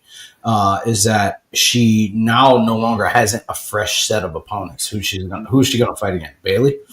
I don't think she's fought Bailey, and now I would enjoy that match. I think that would be a really good match. That's true. She hasn't really fought her in a long time. That's true. Yeah. No. And aside from that, like fresh faces, who else do we have? Ivy Nile. I would love to see Ivy Nile, but she's still too green. Mm-hmm. She's still too green. I feel like she hasn't had enough reps in the ring, or at least on television. She may be working house shows, and if she is, cool. But aside from that, who do we have? Pure Fusion Collective. Don't even put that into existence. And that's for heels. That's for heels, right? Like, yeah, I know. Don't have an abundance of heels, right? Becky should be coming back, right? Mm-hmm. If Becky works heel against Rhea, that might work. And especially if you're turning Seth heel and Becky heel, it might work. But there is there's a huge lack of heels for Rhea to I think there's a lack of development on the main roster. There is a huge lack of development. But I will say, for what it was worth, this match was great. It was a great match. Yeah, like I said, I'm not going to take anything away from the match. She's not going to be defending at the Rumble, and I don't think Tiffany is either. So once again, we're running into we're going to give people titles and we're not going to have them defend it. Yeah, the one thing I don't like. Same with the War Raiders. They're not fucking defending. Well, I mean, if you also look at it, this too, man, is like with Gunther. Gunther's not defending at the pay-per-view at the Rumble, right? So that takes off another championship. And I'll get into my opinion about that whenever we get to the J match. Two, you don't have any of the women's mid-card titles slated for the Rumble, right? The U.S. Championship is not slated for the Rumble. Mm-hmm. What are we doing, right? It feels like with the Rumble, it's a little bit different simply for the fact that both Rumbles are arguably an hour. Yeah, you can. Yeah, exactly. I think with the Rumble, you can get away with not having to put all the titles. And that's why the Saturday night's main event happened. Now, we didn't have any of those said titles defended there either, but we had Rhea defend, we had Gunther defend, and it's a PLE, quote unquote. Mm-hmm. And I think the women's mid card. I personally feel since these are brand new titles, you can get away with not putting them. Yeah. Yes, that's okay. Yeah. Yeah. So I agree. Next we had Braun Breaker versus Sheamus for the Intercontinental title. What is that?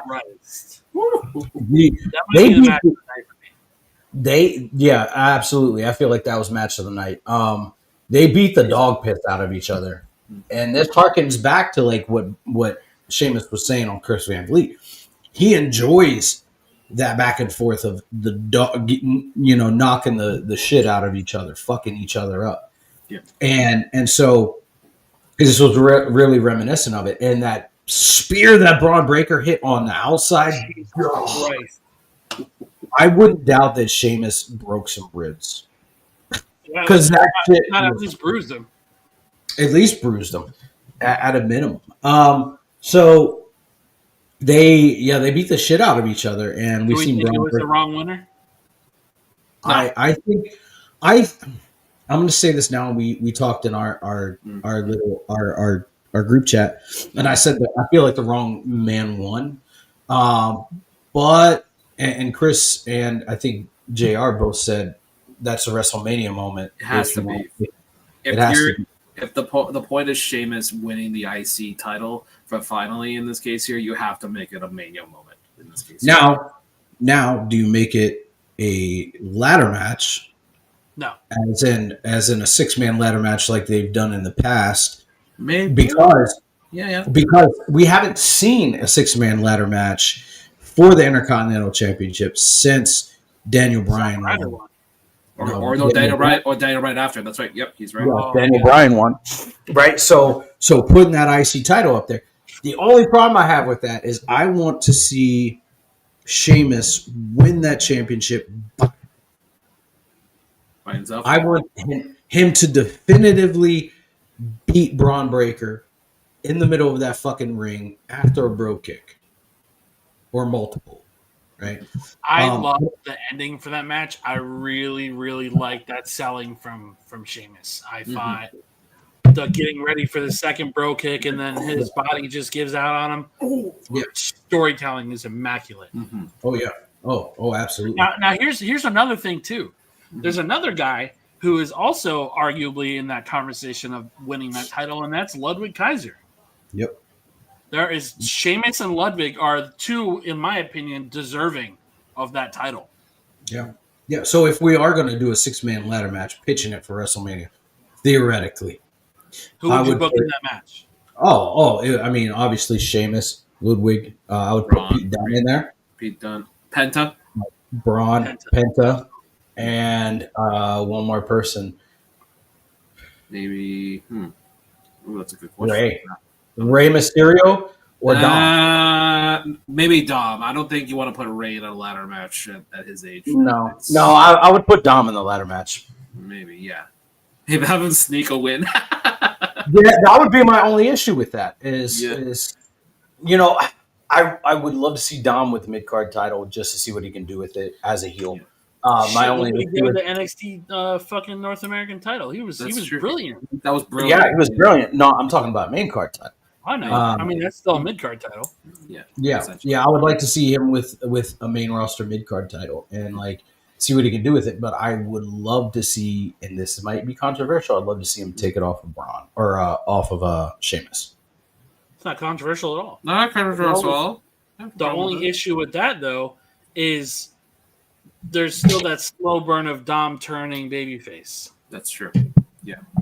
Yep. Let's get in there. However that happens. Yeah. What if he's the one to beat Braun as a babyface? Yeah, I don't know, man. I don't know. But anyways, solid fucking match. I think that there's a lot of potential for a lot of contenders for the Intercontinental Championship. I would love to see Penta versus Sheamus. Oh man, I don't know if Sheamus is ready for that challenge though. Yeah, I don't know. Well, we also said we didn't think Sheamus was ready for Braun Breaker either. But the difference is styles, though. You look at like somebody like Braun who can match up that style with Sheamus. Then you got Penta, who can work every style. But I'm not confident that that would be good chemistry. Because you pointed out something very important, that Sheamus never had a one-on-one match with Rey Mysterio. Right. Yeah. In his lifetime, so it's there's probably a reason why they don't pair those two up together. Could be styles. Clash of styles, yeah. Yeah, honestly, I'm gonna be honest. I don't think Ray could take an ass beating from Sheamus like that. No way. No. In his old age, it'd probably injure him for the rest of his career. Yeah. No. Yeah. Sheamus will beat dog shit out of you and then smile at the end of it. Our next match was Braun Strowman versus Jacob Fatu. Holy fuck! Disclaimer warning: we just saw a murder yesterday. Yes, we saw a murder. We saw a homicide. We saw a gang rape. We saw a lot in that. A gang rape. Yeah. Jesus. Jacob Fatu. Look, Jacob Fatu got his ass beat, but he he fucked Braun Strowman up. Bro, there was a bump in that match that I've never seen somebody take so fucking clean, and it was when Braun launched him over the table. This man straight up back rolled over the announcer table and then flat bumped against the barricade perfectly. Yeah. I'm like, bro, what the fuck is this man made out of? The one thing that go ahead, Gio. The one thing I enjoyed about it is that they had storytelling in the match, but also color commentators, Michael Cole, was like, we didn't want him in WWE. Yeah. The man has felonies. He has charges. Spent the rest of great time. Fuck off. Yeah. This man has been to jail quite a bit. Yeah. And he wanted to change his life, and he became a professional wrestler so he could hurt people. Like, tells a story. And it feels more real than Nathan Jones. Oh, yeah. Right? Like the story of Nathan Jones going to jail. Jesus Christ. The Colossus for Boca Road. Oi, Mike.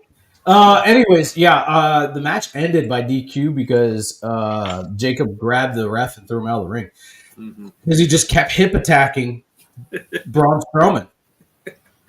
I want to point out something that actually kind of bothered me about Jacob in that match, and it was there seemed like a couple times where Braun had to direct him what to do, and I caught it. Like I tried to ignore it, and then it happened again, and then it happened again. I'm like, oh, is that why he was in a tag team match?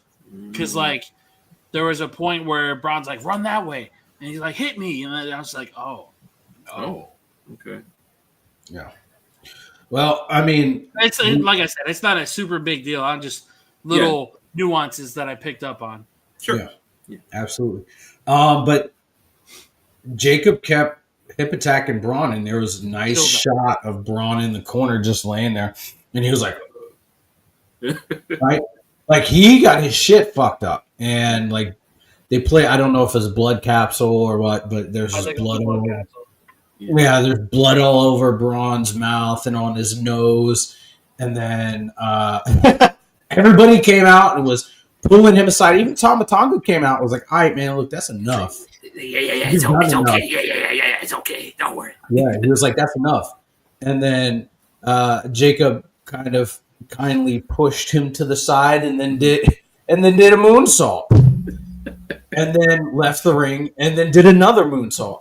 What did you do, like 3 or 4? 4. Well, 4. Yeah. Yeah, dude, like Johnson was like live tweeting during that whole thing, and he was making a comment about it, saying, "Oh, well, he's not that vicious." I wanted to reply to him, I'm like, "Bro, I'm pretty sure he can whoop your ass." Right.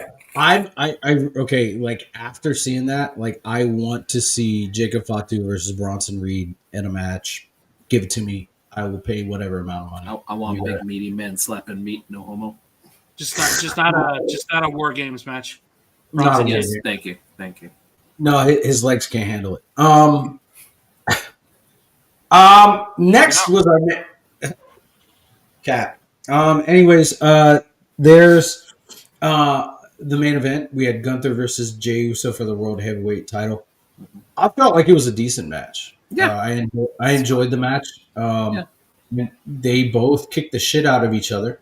Gunther was really great. I think my issue with the match was the ending. And I'll explain, because I said that in a group chat, right? Like I felt the ending was flat, and here this is what I said. You know why I say it.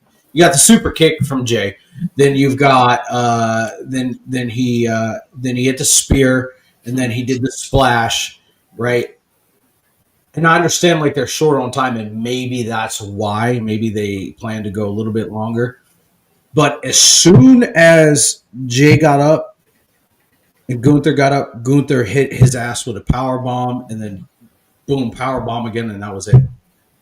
Right? Like I felt like it was really flat, and maybe it was due to time, but it feels like we see this from time to time with Gunther, where it's like okay, we're not going to sell the moon. Boom. Yeah. Terminator. That is my issue with it. So I want to say this, and this bleeds into my opinion about Damian Priest. I feel like ever since he was made world champion, his entire title reign has been sabotaged. How many times did we get Damian Priest versus Gunther? 3, 4 times? 3. Yeah. 3. And every single one of those, we had an interference for him winning the title. Mm-hmm. Then we had Finn interfering again. Then we had a triple threat match that helped nobody. Mm-hmm. Yeah. And every single one of those matches, Gunther has had to deal with the same type of promos. And then at one point, they made Gunther look like a little bitch to Damian. Yeah. And then you put him in the ring with one of the most over acts in the entire company and turn everybody against Gunther now. Because it's all I'm seeing now. Oh, Jey should have won that match and blah, blah, blah, blah, blah. Gunther this and Gunther that. It's like, bro, at what point do we just pull the bloodline away from some of these acts and let them fucking thrive in stories without bullshit. Because, again, I will say this about Jay, I'll say this about Jimmy, and I'll say this about Roman. Every story that they have been involved in, whether it's title or non-title, they are ruining those other talents. And I'm not saying that like the bloodline is terrible. I'm saying it as, look at what they did to Cody. Cody's title reign, everybody bitches and complains about. And why? Because the bloodline has been part of that storyline the entire fucking time that he's been champion. Minus AJ Styles and KO, the first match they had, and Logan. It's been nothing but the bloodline shit. Mm-hmm. Yeah. And everybody's complaining about him. Now everybody's complaining about Gunther beating Jay. Like, at what point do people just step in and say, hey, maybe we shouldn't have the bloodline in every fucking story? Yeah. And again, going back to Damian, why are we already having a confrontation between him and Cody? We don't need it, and I sure as hell don't want it. No. I agree. I've seen so many people online complain about Cody's run, and I've enjoyed it. Right, I've enjoyed it for what it's worth, but due to the bloodline shit, right? Like, it's felt like Cody's championship run doesn't mean anything. It feels like pointless, but I'm enjoying it. Right, like the quality of matches Cody is putting on. Cody's always been able to put on solid fucking matches, especially the after match that he and Gunther had, ironically enough, was against each other. Mm-hmm. Yeah, because it didn't involve the bloodline. Mm-hmm. Yeah. And Gunther, I enjoy Gunther's reign, or the quality of matches. I don't like what they're doing to him, where it's like the lack of confidence because he lost to Cody. He lost to Cody, the world fucking heavyweight champion or a universal champion. There's no problem with that, right? And then they put him against Damian Priest and made him look like a bitch, and Gunther looked like a bitch. And it's like, if anything, Gunther is far from a bitch, right? And so it just sucks to watch that happen. But overall, I thought that Saturday Night Main Event was really good. I hope they keep doing it, right? Like, at least as a filler show between pay-per-views, where you don't have to, where it's not massive. I mean, Saturday Night Main Event was like 2 hours long, and they're doing it again at in July, which coincides with a certain all-in show. So they have that going there. So all right.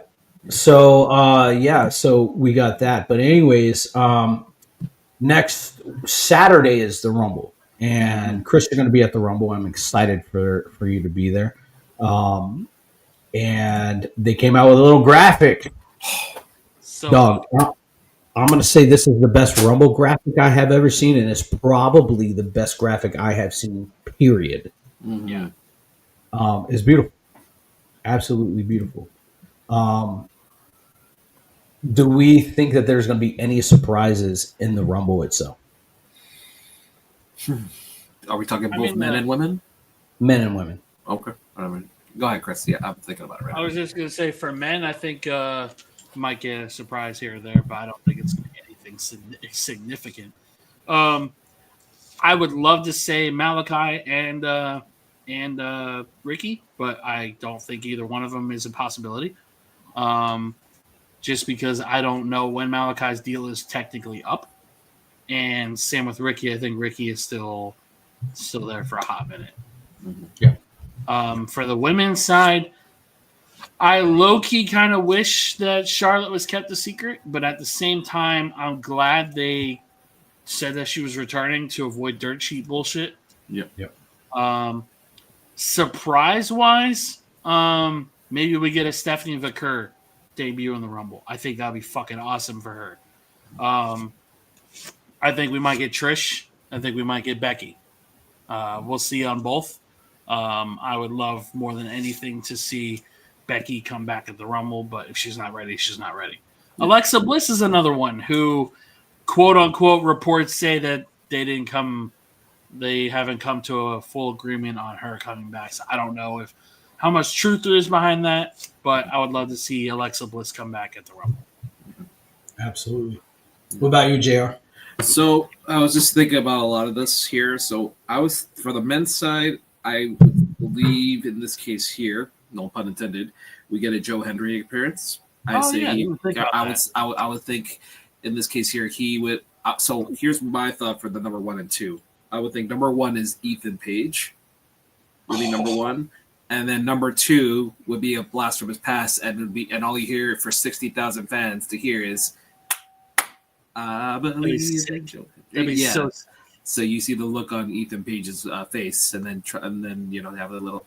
And then I also thought of something here, because you mentioned about the wide 6 not getting their licks against the Vinyl Testament here. I was thinking Cross goes into the Rumble, but then the next person is Uncle Howdy, and he eliminates Cross to get his licks there. So I would think one of the wide 6, or maybe a couple of the wide 6 members are part of that Royal Rumble there. In terms of the women, I would think because of the partnership, I would think Masha Slamovich would probably make an appearance because they've been having the TNA Knockout Champion the last little bit there. I would expect the Hall of Famer to be in there. We don't know who.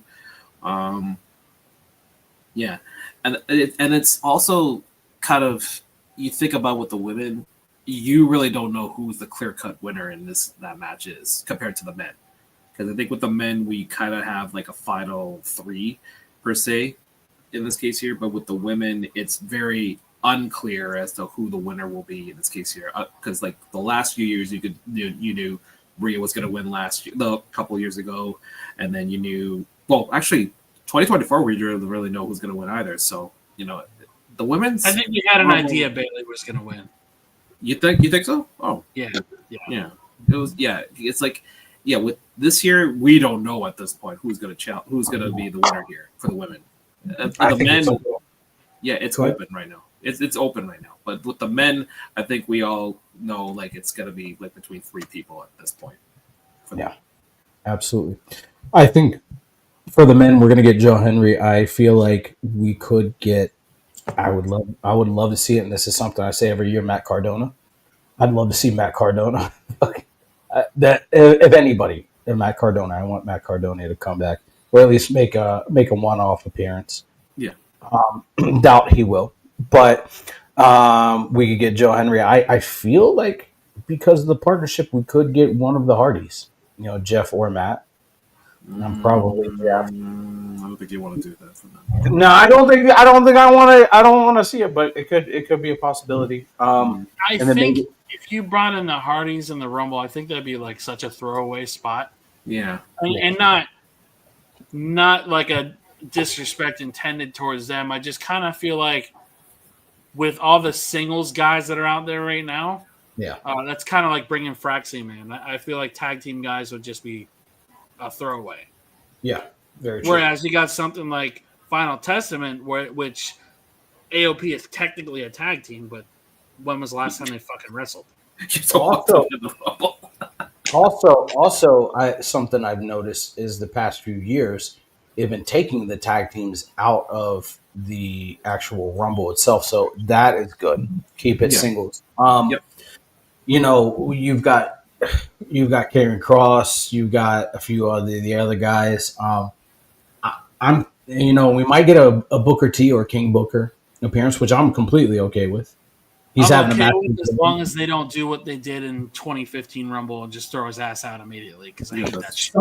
Somebody said something, put something on Twitter, and because they're going to be an indie, Pat McAfee might be in the Rumble. Jesus Christ! Just hear me out. This is going to set up for a match at Mania, and I'm for it. Corey Graves. Corey Graves. Yeah. Okay, that I would accept. Corey Graves could come out in a mask, eliminate him, and then fucking pull the mask back in his Corey Graves. Or they could all be at the table together and do it that way. Yeah, that's very true. They could be. Yeah, you can put him in the match. Because they did do that at when fucking Michael Cole was in the Rumble. Remember? yeah, you could do that. And be like, what the hell are you doing? And then Michael Cole has to choose between Corey Graves and Pat McAfee.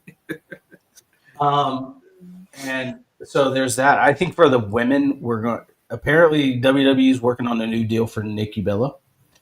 So we could get Nikki. I don't mind. I mean, she's good. She's decent in the ring as long as she's putting on good matches.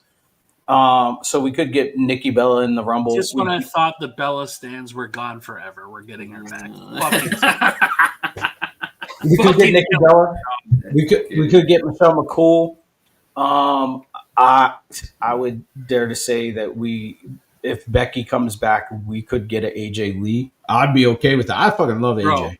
If AJ Lee came back, and the eliminates whole Becky, fucking place would erupt. and she eliminates Becky, and it's just like, ooh. Plot twist.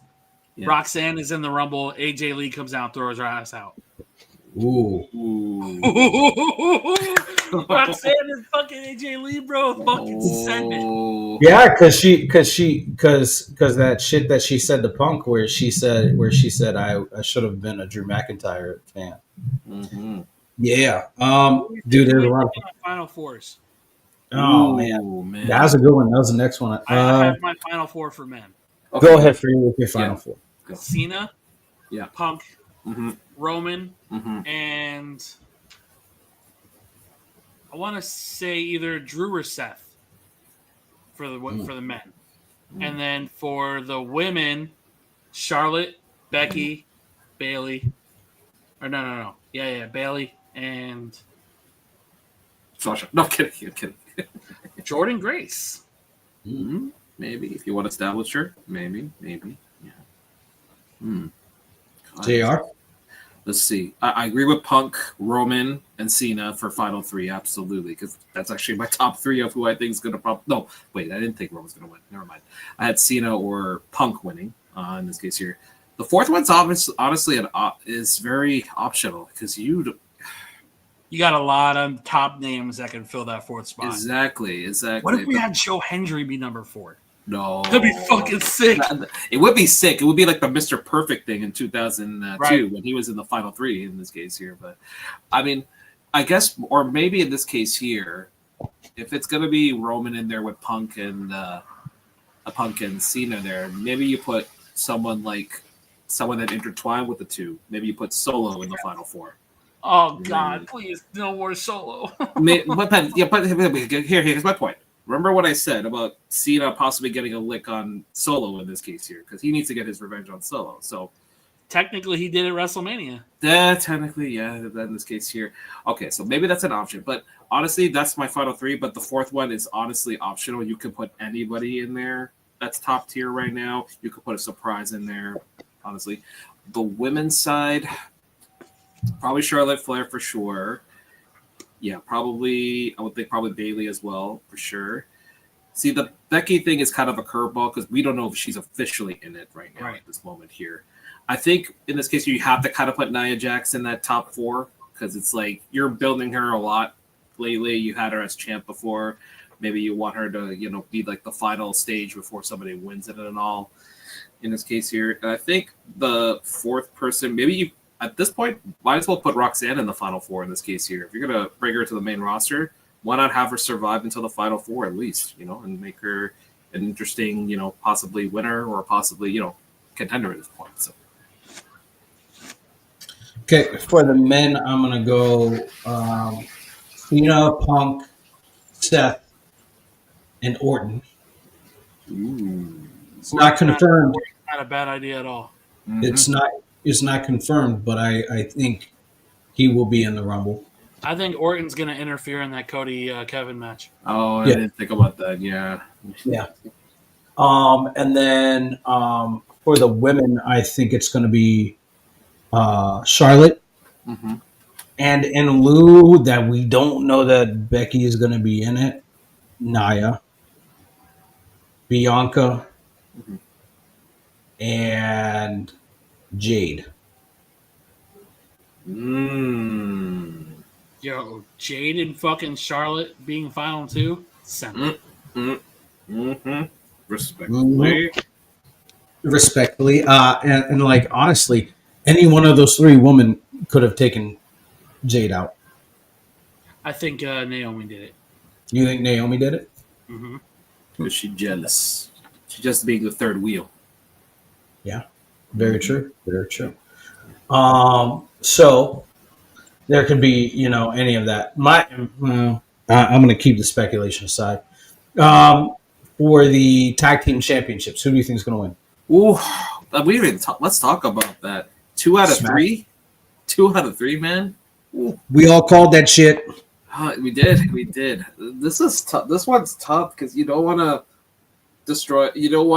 ruin the momentum DIY is having lately as a heel team. But then again, you still want to make Motor City Machine Guns look strong, sort of. I mean, you could sort of run this back, I guess, a couple PLEs in this case here with these two.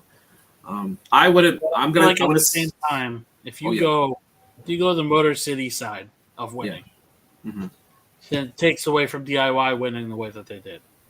Yep. Yeah, that's what I mean. Yeah, exactly. It's like I think in this case here, DIY retains, but continuing like dirty tactics in this case here, not like a straight, victory there. It's gonna go 2. It's gonna go 3 falls. Obviously, we know between these 3. In this case here, between these 4. So yeah, I would say DIY wins, but with more dirty tactics to keep establishing their heel role. So yeah. I think so too. Or they could have a tag team interfere, like Pretty Deadly. What if Pretty Deadly costs DIY? Ooh. See, there you go. And then But then Legato's still a factor there too. yeah, you know what you got to do now at this point? Tag team Fatal four. elimination. The tag team elimination chamber. Ooh. We need Yes. to bring that back for sure. Yeah, Give get that to a couple more teams to throw Fraxim in there or whatever, and Street Profits. My God, Frack team on the main roster is going to hit so fucking hard. Mm-hmm. Yeah.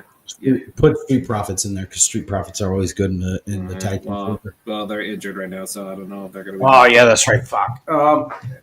And what about the ladder match, the tag team or the Universal Championship ladder match? What do you think?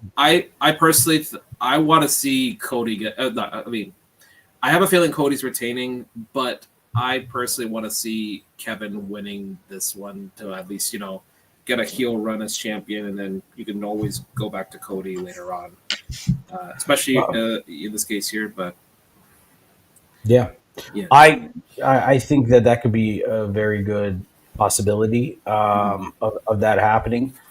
But if you're setting up Cody for a championship match at WrestleMania, you could have Randy come in and RKO Kevin Owens as payback.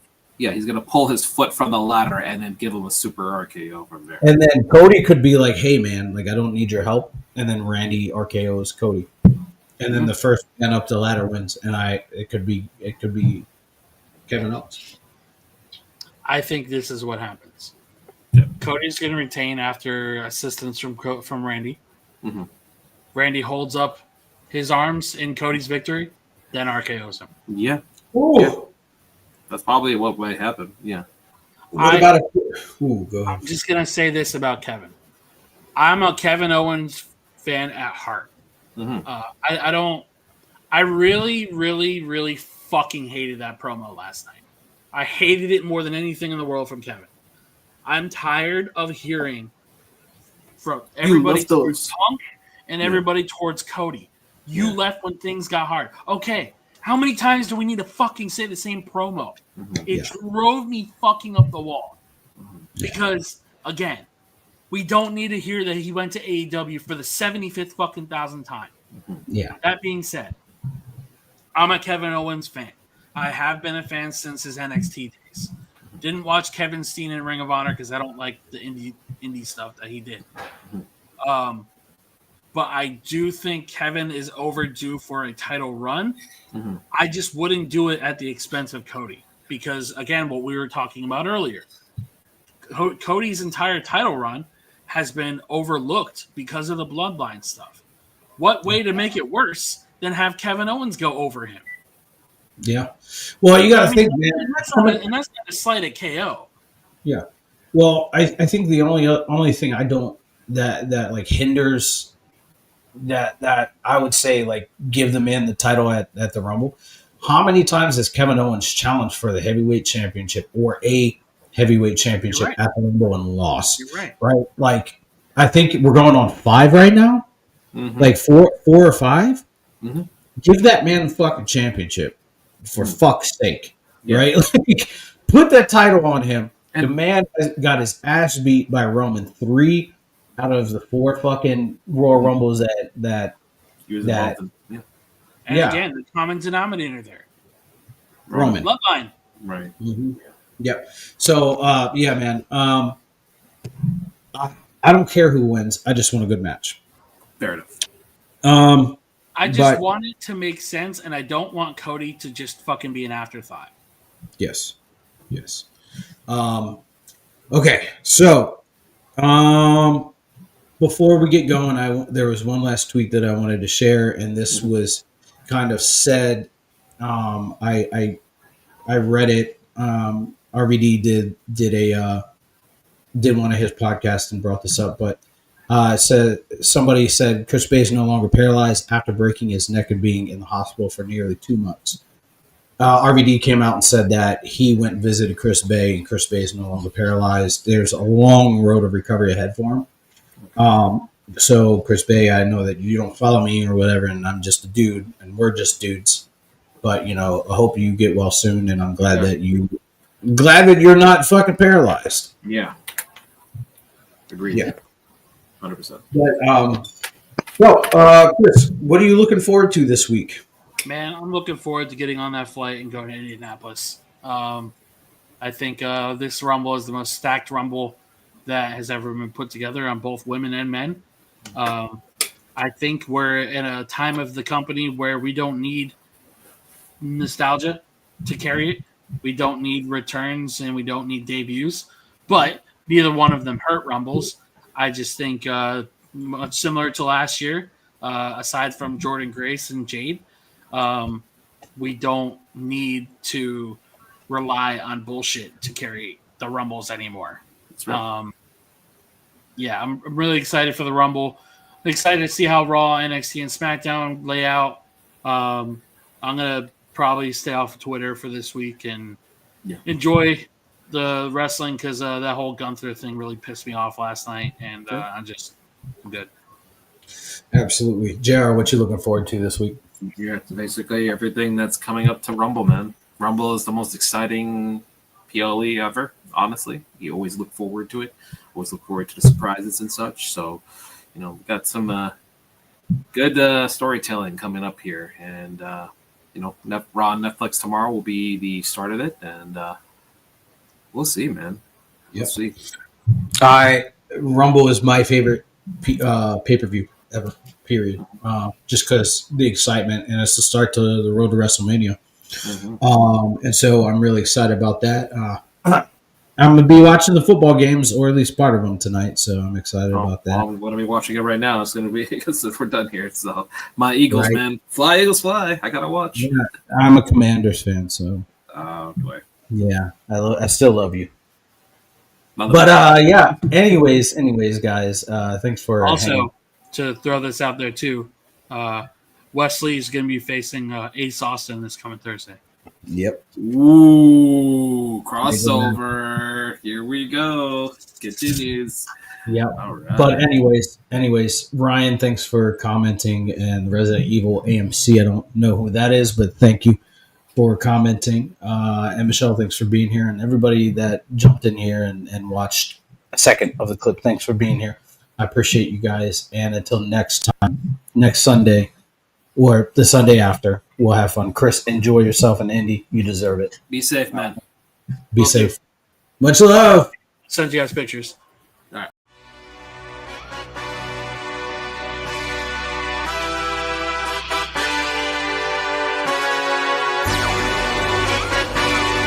Hey. Yeah. Let's see how you do under pressure. Oh. Yeah. I've been wanting this shit forever. I've been in